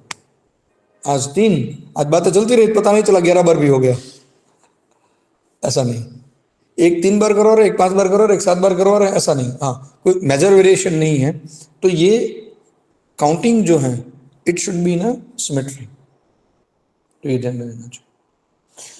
इसके साथ साथ आता है वो विषय कि अब टोटल सूक्ष्म व्यायाम कितने समय चलेंगे? 60 मिनट में। गाइडिंग प्रिंसिपल में सिखाया होगा कि 10 से 15 मिनट, 5 मिनट प्रेयर में, 0 to 5 minutes prayer, 10 to 15 minutes सूक्ष्म व्यायाम। हाँ, कुछ कंडीशंस ऐसी हैं, सीनियर सिटीजन हैं, कुछ पैथोलॉजिकल कंडीशन ऐसी हैं कि सिर्फ सूक्ष्म व्यायाम का ही अभ्यास होगा, पूरा प्लान सूक्ष्म व्यायाम का होगा, तो वो लागू नहीं होगा। मगर ऑन एन एवरेज अगर पूरे प्लान को, अगर सारी चीज़ों को इंक्लूड करना है तो ये है 8 से 10 मिनट सूर्य नमस्कार, 10 से 15 मिनट आसनों का अभ्यास, और 1-2 मिनट या 3 मिनट रिलैक्सेशन, और बाकी फिर से 10 से 15 मिनट प्राणायाम। तो कुल मिलाकर 60 to 90 मिनट्स का प्लान होता है। एक्चुअल अगर प्रॉपर प्लान आप बनाते हो, अगर वाकई अगर लेसन प्लान बनाना है तो बिलो 70 मिनट प्लान बनाना बहुत मुश्किल है। Ideal timing for the applied योग और planning it's between 75 minutes to 90 minutes. आपको लगेगा 45 मिनट्स में हो जाएगा प्लान, नहीं, जल्दबाजी ही होगी। 70 मिनट्स इट मस्ट, 70 मिनट से नीचे प्रॉपर प्लान बन ही नहीं पा सकता। या तो किसको कॉम्प्रोमाइज, या तो प्राणायाम को करोगे या आसन को कॉम्प्रोमाइज करोगे, कुछ ना कुछ कॉम्प्रोमाइज होगा। हाँ, कुछ कर नहीं सकता है, सिर्फ सूक्ष्म व्यायाम करवाना है तो 45 मिनट्स में हो जाएगा, तो भी फिर भी उसका सारी चीजों को जोड़कर उसकी रिक्वायरमेंट के हिसाब से सब कुछ जोड़ोगे तो भी 60-70 मिनट का हो ही जाएगा। It should be between 75 to 90 minutes. तो ये भी है कि उन सब में पर्टिकुलर आसन कितनी बार करवाएंगे, एक बार करवाएंगे या 3 बार करवाएंगे? कमर का दर्द है तो बंधासन आपने करवाया तो कितनी बार करवाओगे? एक बार करवाओगे, 2 बार करवाओगे, 3 बार करवाओगे? कैसे होगा? ब्रीदिंग होल्ड करवाओगे, नहीं करवाओगे? हाथ का सपोर्ट दोगे या नहीं दोगे? हाथ का फुल सपोर्ट देखो या नहीं दोगे? एक ही माने सेतुबंधासन में कराऊं, सारे आसनों में एटलीस्ट 4-5 वेरिएशन रहते हैं थेरापेटिक वे में मिनिमम। तो कौन सा वेरिएशन से शुरू करोगे, कौन सा वेरिएशन होल्ड करोगे, विद सपोर्ट होल्ड करोगे, विदाउट सपोर्ट होल्ड करोगे? ये सारे विषय जो है वो एक प्रिंसिपल रहता है, तो भाई आपको तय करना पड़ेगा। तो ये दूसरा महत्वपूर्ण बात है, टाइमिंग एंड काउंटिंग। तीसरा विषय जो आता है, जो उतना महत्वपूर्ण नहीं है इन दोनों के जितना, मगर फिर भी इंपॉर्टेंट है, कि when you have to change, कितने दिन के बाद आप रिव्यू करेंगे प्लान को? अप्लाइड योग में ये नहीं होता कि सोमवार का प्लान अलग है, मंगलवार का प्लान अलग है, बुधवार का प्लान अलग है, ऐसा नहीं होता है। अप्लाइड योग का प्लान स्टैटिक रहता है, वो एक जैसा ही रहेगा। तो तीसरा विषय आता है रिव्यू। हफ्ते भर में रिव्यू करोगे, 15 दिन में रिव्यू करोगे, महीने में रिव्यू करोगे? आप रिव्यू करोगे या आपका साधक है वो रिव्यू करेगा? वो आपके मन में होना चाहिए।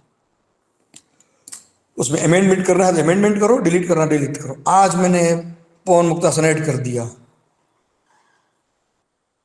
और कटी शक्ति विकासक हटा दिया, कल पवन मुक्तासन हटा दिया, कटी शक्ति 4 ऐड कर दिया, ऐसा नहीं होता है। जब तक कोई नुकसान नहीं होता है, अगर कोई स्पेसिफिक प्रैक्टिस से आपको लग रहा है कि उसको नुकसान हो रहा है, तो ही इमीडिएट चेंज करें। ये भी लिखना है प्रिंसिपल में। अगर कुछ नेगेटिव इफेक्ट्स साइंस आपके सामने आ जाए तो इमीडिएट चेंज करें आप प्लान में, अदरवाइज वो रिव्यू के अंदर ही रिव्यू होना चाहिए। और वो रिव्यू कौन तय करेगा? हाँ, टीचर या साधक? टीचर और साधक दोनों मिलके। टीचर तय करेगा नहीं, हाँ चलो हफ्ते भर में चेंज करना है, अब साधक को ठीक लग रहा है, उससे वो अच्छा है, तो रिव्यू करने की जरूरत क्या थी? हफ्ते भर में रिव्यू कर लो, मगर साधक को साथ में रख के करो। दोनों साथ में हफ्ते भर में रिव्यू करेंगे तो पता चलेगा किसको चलने देना है या नहीं चलने देना है। मगर अकेले अकेले आप ये सोच लोगे कि नहीं चलो सारी चीजें हम ही कर लेंगे, तो नहीं होता है। तो रिव्यू जो है वो एक मैटर ऑफ द काउंसलिंग है, दोनों को साथ में रहते हुए ये करना चाहिए।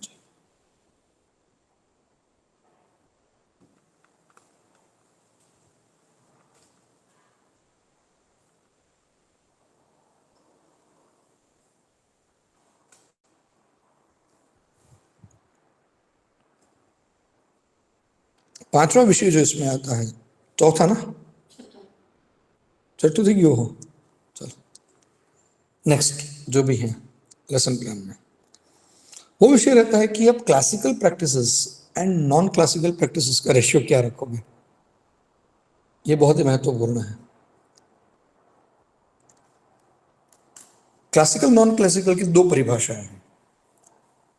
क्लासिकल की पहली परिभाषा यह है कि शास्त्र सम्मत अभ्यास। शास्त्र सम्मत अभ्यास का मतलब क्या होता है?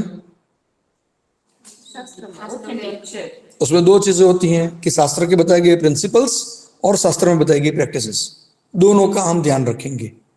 यह क्लासिकल का पहला मतलब होता है कि क्लासिकल प्रैक्टिस है।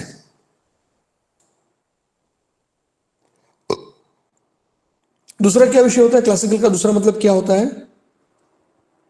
जो भी रिकॉग्नाइज्ड योग इंस्टीट्यूट हैं, जितनी भी पुरानी योग इंस्टीट्यूट हैं, जैसे केवलधाम है, बिहार स्कूल ऑफ योग है, शिवानंद योग है, देव संस्कृत विश्वविद्यालय है, माने जो एटलीस्ट जिन्होंने 25, 30, 50 साल, 100 साल दिए हैं योग को, आज केवलधाम अगर 100 के ऊपर सालों से अगर केवलधाम चल रहा है, तो इसका मतलब है कि उनकी एक ट्रेडिशन है, that it becomes a classical.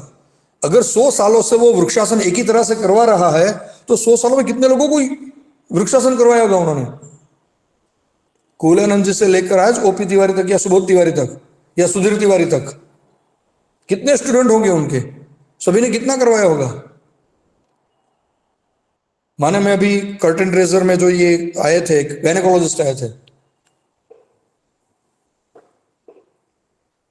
Naatu करके, शायद नाटो या नाटू करके थे।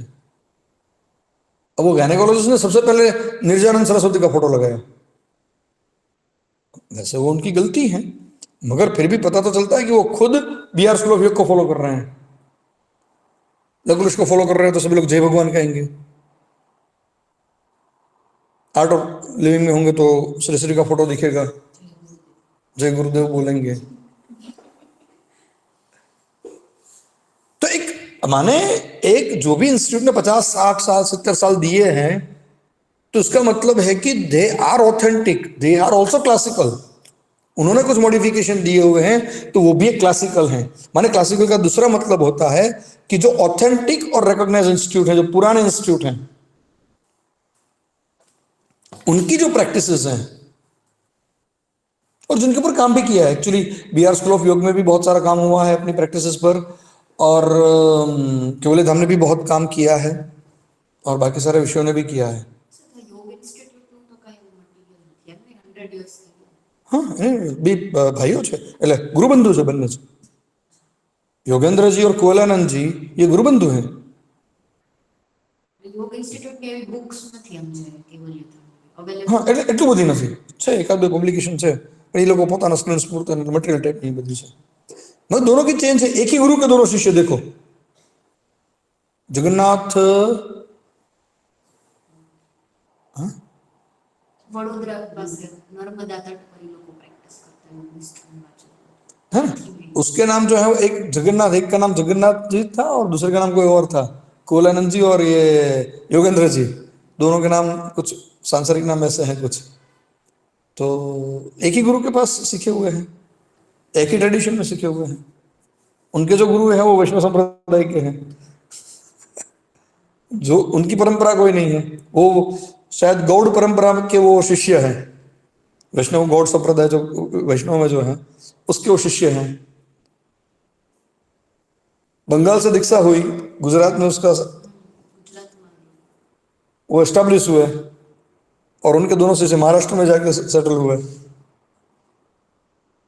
फिर भी एक परंपरा का निर्माण है। माने कहने का तात्पर्य है कि एक परंपरा है, द योग इंस्टीट्यूट हो या ये सारे विषय हो, इन्होंने रिसर्च भी किया है, उन्होंने जिस चीज़ों का मॉडिफिकेशन किया तो उसके ऊपर ऑथेंटिक वर्क हुआ है। तो ऐसी जो इंस्टीट्यूट है, रिकॉग्नाइज ऑथेंटिक इंस्टीट्यूट जो भी हैं, उनका अभ्यास भी जो है उनको भी क्लासिकल माना जा सकता है।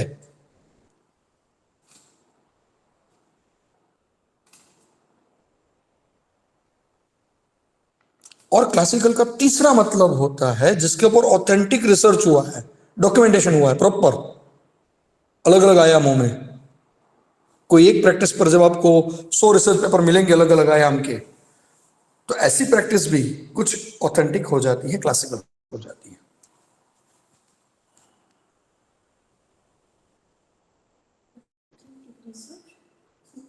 हर एक एंगल में ऑथेंटिक रिसर्च हुआ हो, डॉक्यूमेंटेड, प्रॉपर डॉक्यूमेंटेड हुआ हो। ऑथेंटिक रिसर्च तो नहीं, डॉक्यूमेंटेड हुआ हो, रिसर्च प्रॉपरली डॉक्यूमेंटेड हुआ हो। ऐसी प्रैक्टिस बहुत कम मिलेगी आपको, पहली और दूसरी मिलेगी। और बाकी सारे जो हैं वो नॉन क्लासिकल या कंटेम्पररी प्रैक्टिसेस के अंदर आती हैं।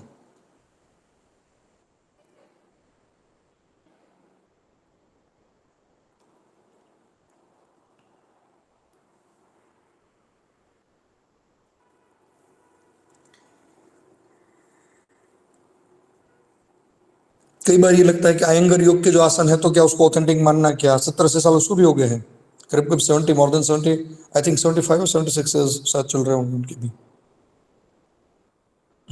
उसके आसपास होंगे। शायद 17-18 साल में उन्होंने शुरू किया था जिम खाना में योग सिखाना, पूना में। अराउंड 70 इयर्स तो उसको हुए हैं। लकोलिश को भी अराउंड 50 इयर्स उसको भी हो गए होंगे, या उससे भी ज़्यादा, 50 to 70 के बीच में लकुलिश को हुए होंगे। रामदेव बाबा को न करते करते 27 साल हो गए। 99 में एस्टेब्लिश हुआ वो, और श्री श्री दोनों ऑलमोस्ट साथ में। तो 26-27 साल, कहने को 30-35 साल, मगर एक्चुअल उसका प्रमोशन हुआ तो 30 साल भी, माने 25-30 साल उनको भी होने वाले हैं। तो अलग अलग इंस्टीट्यूट की अपनी अपनी है, उनके गुरुओं की परंपरा। तो ऐसा देखा जाए तो सबका अपना अपना 30, 40, 50 साल का आज जो नॉन है, सबका अपना एक वो है। तो उन विषयों में, अपने खुद के विषयों में वो क्लासिकल है, ये बात है। और इसके बाद लेसन प्लान में जो नेक्स्ट इंपॉर्टेंट बात है, जो ध्यान में रखने जैसे के लिए इंपॉर्टेंट है, वो है कभी भी दो इंस्टीट्यूट की प्रैक्टिसेस को इकट्ठा ना करें।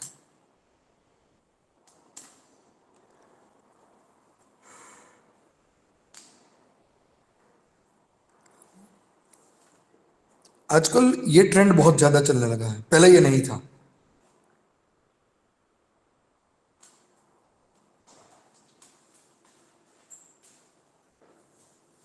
हम क्या मानते हैं, हमें अच्छा देना है तो सभी से थोड़ा थोड़ा सीख लेते हैं। सुदर्शन क्रिया भी सीखेंगे, कपाल भाती भी सीखेंगे, और सोहम मेडिटेशन भी सीख लेंगे, ये भी सीख लेंगे। सीखो, उसमें कोई दिक्कत नहीं है, सीखो वहां तक दिक्कत नहीं है। इंडिविजुअल चीजों को अप्लाई करो, वहां तक भी दिक्कत नहीं है। मगर हम इकट्ठा कर दे कई बार तो ये गड़बड़ है, कंफ्यूज हो जाएगा व्यक्ति भी। आप जितना कर रहे हो, संशोधन कर रहे हो, उतना संशोधन वो भी करेगा ना यूट्यूब पर। अगर आपने एक दिन करवा दिया कपाल भाती, तो दूसरे दिन वो 10 कपाल भाती देख के आता है, ऐसा नहीं आ जाता है वो। सोशल मीडिया प्रॉब्लम है। नहीं, ये वरदान है, एक रूप से देखा जाए तो वरदान है। आप अगर क्लियर हो तो वरदान है, नहीं तो ये दिक्कत है। हम जो कपालभाति करवा रहे हैं वो किसकी कपालभाति है वो पता नहीं है, तो दिक्कत है। आपको खुद को पता नहीं कि 10 तरह से कपालभाति हो सकती है, या आप खुद करवा रहे हो किस सिस्टम को फॉलो कर रहे हो, आपको खुद को पता नहीं है, तो दिक्कत होनी है। जैसे कि एग्जांपल दे रहा हूं मैं, नेगेटिव पॉइंट में नहीं लेना इसको, पॉजिटिव पॉइंट में। कपालभाति की बात चल रही है इसलिए। रामदेव जी ने कपालभाति को प्राणायाम मान लिया, मगर उनके भी जो टॉप आचार्य हैं वो कपालभाति को अभी भी शुद्धि क्रिया मानते हैं, और उस प्रैक्टिस को जो मॉडिफाई किया उनको वो प्राणायाम मानते हैं।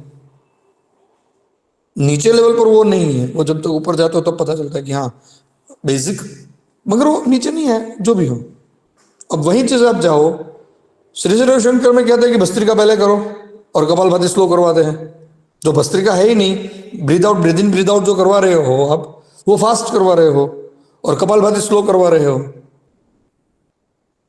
एक इंस्टीट्यूट के दोनों वर्जन हैं, और उसमें भी कपालभाति फास्ट करवाने वाले भी हैं, उसमें भी कुछ। तो एग्जैक्ट क्या करना है मुझे, तो भस्त्रिका भी स्लो करवाओ ना। अगर आप ये करते हो कि साधना में जाने के लिए कपालभाति शुद्धि की प्रक्रिया है, तो शुद्धि ठीक हो इसलिए स्लो करनी चाहिए, तो भस्त्रिका क्यों फास्ट करवा रहे हो? वो भी शुद्धि के लिए है ना, वो भस्त्रिका प्राणायाम तो है नहीं। जिसको वो हाथ ऊपर नीचे करने की बात करते हैं, वो भस्त्रिका प्राणायाम तो है नहीं, वो भी एक ब्रीदिंग टेक्निक है। तो कचरा इकट्ठा करना है क्या वहां पर? Just the clarity I told that, क्योंकि ये क्लैरिटी आपके मन में होनी चाहिए, उनसे मैं कोई चर्चा नहीं करनी है। हमारे मन में क्लैरिटी होनी चाहिए, हम जो करवा रहे हैं वो क्लैरिटी के साथ करवाएं कि मैं केवल धाम, मैं बिहार स्कूल ऑफ योग, मैं एक्स आचार्य, वाई आचार्य, जेड आचार्य को फॉलो कर रहा हूं या कर रही हूं, उसके अनुसार हम कर रहे हैं, दैट्स इट। दूसरे क्या कर रहे हो उससे आपको कोई लेना देना नहीं है। अच्छी कौन सी है, क्योंकि आपने जब चूज किया होगा तो अच्छी लगी होगी, तभी आपने चूज किया होगा। ऐसे ही तो आप चूज करके जाते नहीं हो।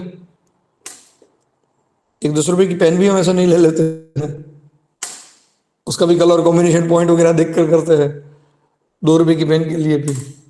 तो इतना बड़ा आप किसी को करवाने के लिए प्लान करोगे तो ऐसे ही थोड़े करवा दोगे। तो दैट शुड बी क्लैरिटी। और इसलिए मैंने कहा कि किसी एक को फॉलो करो, आप किसी एक के सिद्धांत को फॉलो करो। वृक्षासन हम करवाएंगे केवल धाम के हिसाब से, सेतुबंधासन की जगह हम कंधरासन करवाएंगे बिहार स्कूल ऑफ योग की तरह, तीसरा आसन करवाएंगे आयंगर की तरह से, चौथा लघुलिस की तरह। हो सकता है प्रोसीजर में माइनर ही चेंज हो, मगर प्रिंसिपली करवाने में जो है वो अनइवन हो जाता है सब कुछ, एक जो फ्लो नहीं बनता है कभी भी। तो मैं नहीं कह रहा हूं ये अच्छा ये बुरा नहीं कह रहा हूं, मगर आपके मन में क्लैरिटी होनी चाहिए कि मेरा प्लान, लेसन प्लान है वो इसके अकॉर्डिंग चलेगा। वो आयंगर के हिसाब से चले तो भी ठीक है, वो अ, केवल धाम से चले तो भी ठीक है, एस से चले तो भी ठीक है, XYZ से चले, मगर इट इन मैनर, अगर वो मैनर में नहीं रहा तो गड़बड़ होगी। यहां से भी गुणवंतो विश्वम स्वस्थ कहते हुए हम कहते हैं कि अनुभद्र करके कहते हैं कि सभी जगह से अच्छे विचार प्राप्त हो, वो अच्छी बात है, मगर अप्लाई करने की बात नहीं कही है कि सभी अच्छे विचारों को अप्लाई करो, ऐसा नहीं कहा है शास्त्र ने। ज्ञान लो, फिर ठीक लग रहा है वही अप्लाई करो। तो ये चीज जो है वो सबसे महत्वपूर्ण रहती है कि लेसन प्लान के अंदर कि भाई आप किसी एक को फॉलो करो। हाँ, 4 लोगों के लिए मैं 4 अलग अलग इंस्टीट्यूट फॉलो कर सकता हूं, मगर एक में चारों को भी फॉलो नहीं करेंगे। और ये नहीं करेंगे इसकी वजह ये भी है कि मैंने कहा उस तरह से, वहां तो सर आप केवल धर्म को फॉलो कर रहे हैं, तो वहां तो मैंने देखा वहां तो ऐसा नहीं करवाते हैं, ये तो बिहार स्कूल ऑफ वाले ऐसा करवाते हैं। ક્લાયન્ટ અલગ હોય તો એને એ પ્રમાણે દેવાનું હોય છે. तो अरे वो भी पूछ के आएंगे ना, आपके पता चल गया कि हाँ ये जो सीनियर होते हैं ना 10-15-20 साल से जो करते हैं वो सजन हो जाते हैं, हाँ ये केवल धाम की पैटर्न है, और शिविर करते रहते हैं, हर एक जगह जाते हैं तो पता होता है कि कौन कैसे करवा रहा है, हाँ इसकी पैटर्न ये है। और जब नया आता है तो पूछते हैं किसकी पैटर्न करवा रहे हो आप, ऐसा पूछते भी हैं। जब 8-10 साल आपके अंदर रह जाए कोई विद्या तो पूछता है कि कैसे करवाया आपने, आज ऐसा ही क्यों करवाया। माने जब कोई जूनियर टीचर से बाउंडर बन जाता था तो शांत करने के लिए जाना पड़ता था, यहां तक बाउंडर बन जाता था कि पहले लेफ्ट लेग हम क्यों नहीं लेंगे सूर्य नमस्कार में, क्यों उसने राइट लेग ही किया, वो दम नहीं लेते तब तक, वो जब तक वो सॉरी ना बोल दे टीचर तब तक वो उसको छोड़ेंगे नहीं। और वही चीजों को जस्टिफाइड करना पड़ता है एज अ हेड कि नहीं ये उस दिन जो ये करवाया था वो ठीक था, हाँ भले ये ठीक है मगर उस दिन तो यही ठीक था, इसमें इतना बाउंड्री बनाने का कोई विषय नहीं है, ये योग है। लेफ्ट लेके लेफ्ट ही क्यों लेना है, लेफ्ट लेके राइट ही क्यों लेना है। सबसे बड़ी कंफ्यूजन और सबसे बड़ा विषय यही आता है कि लेफ्ट में चले जाएंगे तो आगे कौन सा लाएंगे, लेफ्ट लाएंगे या राइट लाएंगे। लेफ्ट लाएंगे तो क्या है वर्जन, राइट लाएंगे तो क्या वर्जन है। टीचर को खुद को पता नहीं है कि सूर्य नमस्कार के वर्जन में कब कितने करवाने चाहिए, कहां कितने काउंट करवाने चाहिए, क्या विषय है, सिंपल चीजें हैं। ऐसे करोगे तो 2 करोगे, ऐसे करोगे तो 1 करोगे, इवन नंबर हो सकते हैं, ऑड नंबर हो सकते हैं, इससे ये फायदा है, इसका ये नुकसान है। सारी चीज अगर आप जस्टिफाइड करके उनको सारी चीजें बता दोगे तो उसके पास कोई आंसर नहीं ना, क्लू ही नहीं ना, क्वेरी नहीं है फिर तो उसके पास, वो आपको चैलेंज नहीं कर सकता है, फिर आप कुछ भी करो क्योंकि आपके मन में क्लियर है सूर्य नमस्कार।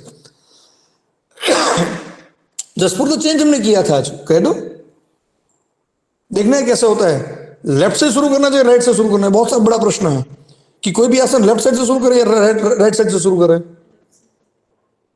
ये बड़ा प्रश्न है। हाँ यूजुअली ज्यादातर लेफ्ट साइड से जाते हैं, मगर ऐसा नहीं है लेफ्ट साइड राइट साइड गए तो गलत है, बहुत सारे ऐसे आसन हैं जो राइट साइड से जाओगे तो अच्छा है। क्या फोकस है आपका इन इस जो मैं बातें बता रहा हूं वो थोड़ी ज्यादा सूक्ष्म हो गई,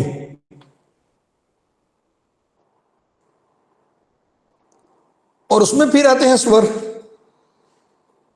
शास्त्र ने ऐसा कहा है कि सूर्य स्वर चल रहा हो तो अनुलोम विलोम नहीं करना चाहिए, हम तो कभी देखते नहीं है, करते ही रहते हैं। चंद्र भेदन है तो चंद्र स्वर से होना चाहिए ना, तो वही कुछ लोगों का मानना ये भी है कि नहीं चंद्र स्वर है माने चंद्र का निकलना चाहिए स्वर वहां से, लेने में भले ही जो हो वो। तो कब ये सिद्धांत लागू पड़ेगा, कब वो सिद्धांत लागू पड़ेगा, नाड़ी का एक्टिवेशन कब होगा, नाड़ी शांत कब होगी। हर एक पोस्चर की बात ऐसी है, अगर रिलैक्सेटिव पोस्चर है तो तब नाड़ियां कैसी होनी चाहिए, जब बैलेंसिंग पोस्चर है तब नाड़ियां कैसी होनी चाहिए। पॉसिबल भी नहीं है इतना माइन्यूटली एक एक प्रैक्टिस और उनको करना पॉसिबल नहीं है, मगर आपके दिमाग में तो जितने भी प्रिंसिपल क्लियर होते जाए उतने करने चाहिए इन विषयों को।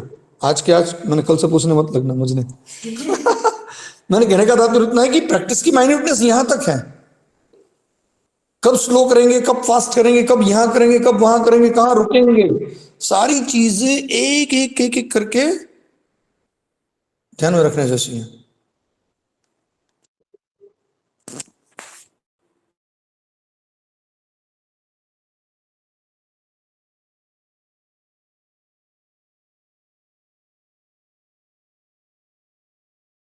नहीं है, मगर फिर भी विजन क्लियर होना चाहिए। नहीं तो कोई भी आपको डोमिनेट कर सकता है, और डोमिनेट करेगा उसको मुझे कोई प्रॉब्लम नहीं है। मगर अप्लाइड योग की बहुत सारे विषय, जब आपको रुकना है तब आपको पता चलेगा। ये सारी चीजें जब आप सीखोगे ना, तो आपको ये पता चलेगा कहाँ रुक जाना चाहिए। मेरी लिमिटेशन की अपने आप पता चल जाएगा कि हाँ, ये मेरे कंट्रोल से बाहर जा रहा है अभी। तो ये विषय जो है वो ध्यान में बहुत ज्यादा, plan it's not a job.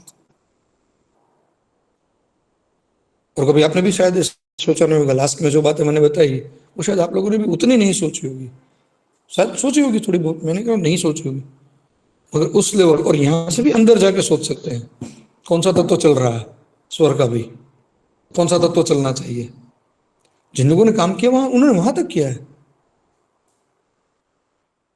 और योगी इसी को तो कहा जाता है ना कि वो मिनट 2 मिनट में इन चीजों को चेंज कर दे, सारी चीजों को स्टेबल कर दे। हाँ, सुषुम्ना चल रही है तो कोई प्रश्न नहीं है,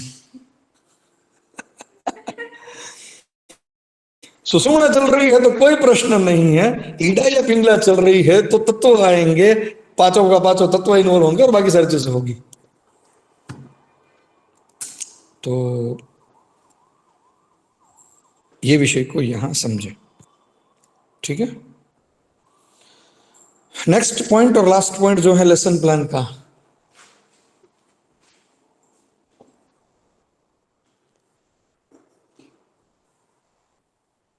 मैंने बोल दिया है, सिर्फ लिखवा रहा हूं। Lesson plan according to season and day time को देखकर बनाए, या उसमें लिखना तो उम्र भी लिख सकते हो, सीजन, डे टाइम और उम्र। और चौथा लिखना था रोगों की कंडीशन। वैसे वो चीज आ गई है इसलिए मैंने इसको रिपीट नहीं किया था, मगर पूरा सेंटेंस ऐसा ही होता है कि लेसन प्लान जो है वो उम्र को देखकर, रोग की कंडीशन को देखकर, डे टाइम कौन से समय में आप करवा रहे हो वो देखकर, और फिर आपको कौन से ऋतु में करवा रहे हो, इन सब चीजों को देखकर करना चाहिए। अगर ग्रीष्म ऋतुचर्या, ग्रीष्म का महीना चल रहा है, गर्मी का, और 4 बजे भी आप पित्त प्रकृति वाले व्यक्ति को करवा रहे हो, तो आपको कूलिंग कुछ प्रैक्टिसेस के ऊपर ध्यान देना ही पड़ेगा। कोई व्यक्ति पित्त प्रकृति वाला है, सर्दी के सीजन में कर रहा है, तो भी कूलिंग का ध्यान रखना। हम कहते हैं कि शीतकारी सर्दी में नहीं करवाना चाहिए। काफी सारे पेशेंट्स ऐसे हैं जिसको मैंने करवा रहा हूं मैं सर्दी में भी, क्योंकि उसमें वहां भी उसकी रिक्वायरमेंट है। तो ये सारी चीजों को देखनी चाहिए बड़ी बड़ी, मगर ये है, ये लेसन प्लान के विषय है, ठीक है। तो कौन कौन से पॉइंट हुए पहले से लेकर? हिस्ट्री, प्रकृति, प्रकृति और साधक और हमारी लिमिटेशंस। हाँ वो वही प्लानिंग, लेसन प्लान के अंदर इतनी सारी चीजें, ठीक है। चलिए, बहुत बढ़िया। अब आती है अप्लाइड योग में जो करवाने की प्रक्रिया जो है उसमें प्रैक्टिसेस, जब आप एक्चुअल प्रैक्टिस करवा रहे हो उस समय आपको क्या ध्यान रखना है? तो it should be in rhythm. आपने तय तो कर लिया कि ऐसे प्लान चलेगा, मगर क्या वैसे वो चल रहा है क्या? वही रिदम में चल रहा है क्या? इट मस्ट बी, यहाँ पे शुड भी नहीं आता, मस्ट बी इन रिदम। हाँ नहीं, टाइटल नहीं, पॉइंट अच्छे पोते जो पॉइंट है रिदमिक प्रैक्टिस, माने ऐसे मुद्दे हैं जो प्रैक्टिस करवाते समय हमें ध्यान रखने हैं, ठीक है। तो उसमें सबसे पहला मुद्दा ये आता है, या इसको सेपरेट पॉइंट बनाते हो तो भी कोई दिक्कत नहीं है, it should be in rhythmic, या rather it must be in rhythm. Plan भी बन गया, सब कुछ बन गया, और काल थी लोगों કહે છે કે 2 કલાક જ ગેસ આવવાનો, શું કરશું? હવે એ ગેસની વાત કરતા કરતા કરતા કરતા ઈરાન અમેરિકન યુદ્ધને ટ્રમ્પને કેટલી બધી પંચાયત કરતા કરતા પ્રાણાયામનો સમય વયો છે। क्या रिदम रही समझे છે ના કરંટ ટોપિક છે એટલે આ બધા હમણાં છેલ્લા બહુ બધી દિવસથી ક્યાંક ને ક્યાંક દોડતા ઉડતા આનું શું કરશું આનું શું કરશું એટલે તો પણ એવું ખરેખર એટલે તમારો ફ્લો તૂટી ગયો રિધમ તૂટી અને રિધમની જેટલું જ બીજો મહત્વનો છે ફ્લો કે જે ફ્લોમાં તમે જાઓ છો એ ફ્લો મેન્ટેન કરો થોડુંક સ્પીડમાં કરાવ્યું થોડું સ્લો કરાવ્યું વચ્ચે યાદ આવી ગયું કે જેમ મારે ફોન આવવા થયા છે તો ચક્રથી છોડું તો ચક્ર જ ચાલુ કરવું પડે ને ફ્લો તો મેન્ટેન રહેવું પડે તો ચક્રને ભૂલીને આપણે કોષની વાત કરવા માંડીએ તો શું થાય તો ફ્લો હોવો જોઈએ ત્રીજી વસ્તુ જે છે બ્રિધિંગમાં મેજર ચેન્જ ન થવો જોઈએ બ્રિધિંગ પલ્સ અને બ્લડ प्रेशर मेजर चेंज ना आवे एवं रीते योग प्रैक्टिस करानी चाहिए मन योग प्रैक्टिस ऐसे करवानी चाहिए जिसमें इन विषयों में मेजर चेंज ना आए ब्रीथिंग पल्स ब्लड प्रेशर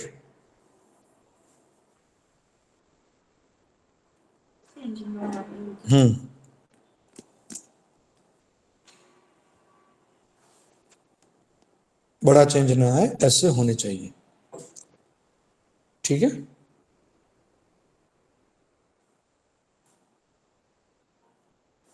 ये बारी होता है कि फ्लो भी मेंटेन हो रहा है ये भी हो रहा है मगर फ्लो ही ऐसा मेंटेन हो रहा है कि जिसमें ये चीजें बढ़ जाएं तो ये एक भी चीज बढ़े ना खास करके अप्लाइड योग में आप नॉर्मल योग में करवा रहे हो वहां बढ़ेगा भी और कम भी हो सकता है मगर यहाँ ऐसा नहीं होना चाहिए ज्यादातर कम हो जाए तभी कोई बहुत ज्यादा दिक्कत नहीं पर बढ़ ना जाए इस विषय पर तो चिंतन करना ही चाहिए चौथा विषय आता है जो है कि मानसिक स्थिति एक जैसी रहनी चाहिए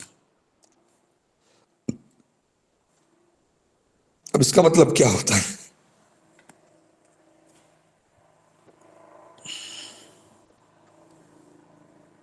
इसका मतलब क्या होता है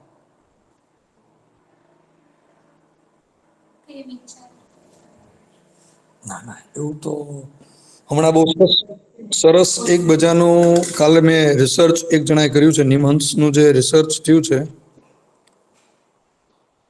11 ને 8 જોડાવાની ઈચ્છા થાય શું કરવાનું જોઈએ ખાલી એટેન્ડન્સ આપવા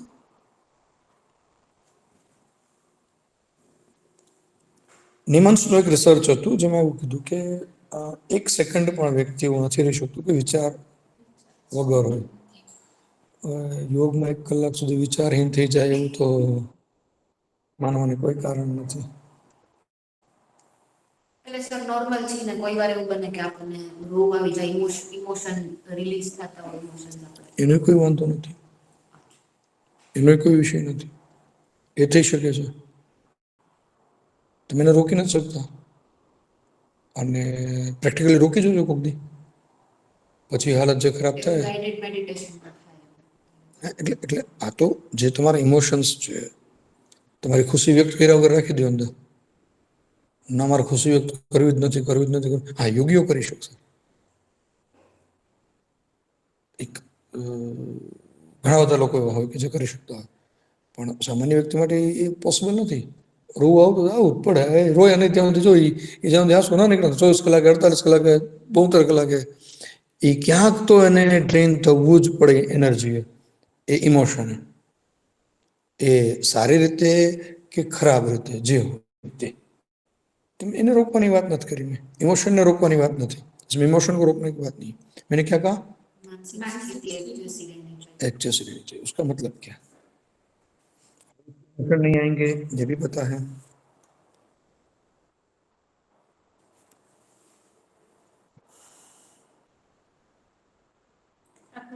જે આસન એ ટાઈમ પૂરતું હા કલાકની જ વાત છે 1 કલાક એટલે કોન્સન્ટ્રેશન બહુ સિમ્પલ વાત છે બહુ સરળ વાત છે આટલું બધું વિચારવાની જરૂર નથી किसी व्यक्ति को सूर्य नमस्कार ज्यादा पसंद है जैसे ही सूर्य नमस्कार खत्म हो गया उसके मन में क्या भाव आएगा प्राणायाम जब वो क्लास में आता है तो क्या होता है, आज मुझे सूर्य नमस्कार करने हैं, वो टेम्पटेशन लेकर आता है। जब सूर्य नमस्कार हो गए, अब उसका क्या होगा? થઈ ગયું યાદ આવવા માંડે છોકરાને જે લંચ બોક્સમાં 2 મિનિટ સેન્ડવિચ મૂકી હતી કે 1.5 મૂકી હતી.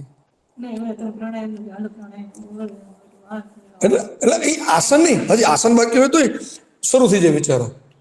જેને સૂક્ષ્મ એમ જ ગમતા હોય આસન આમાં જ કંઈક નવું કરાવવાનું.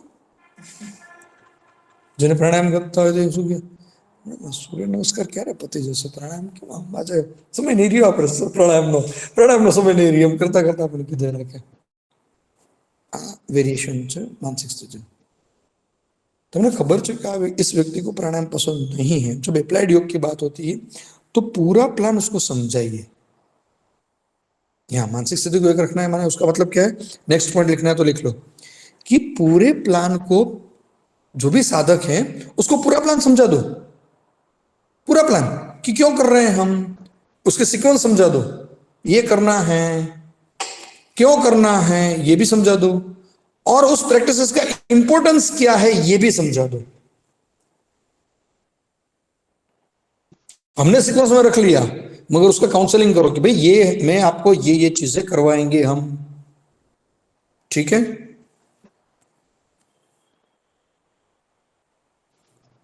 ये चीजें करवाने के बाद हम ऐसे करेंगे.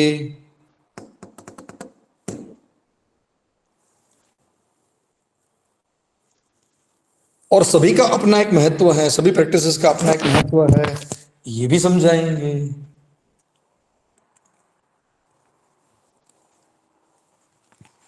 और तब जाके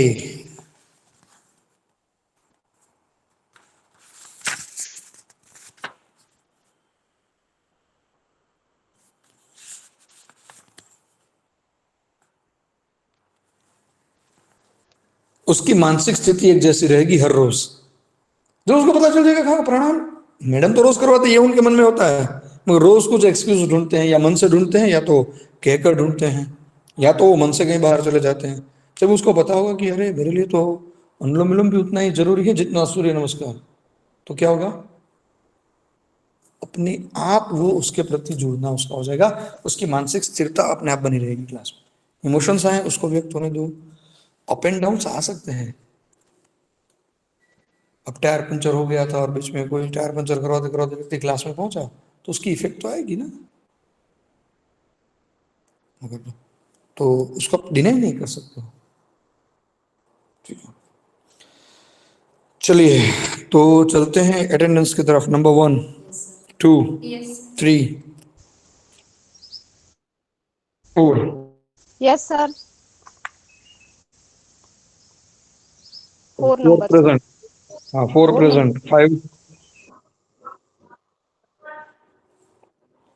6,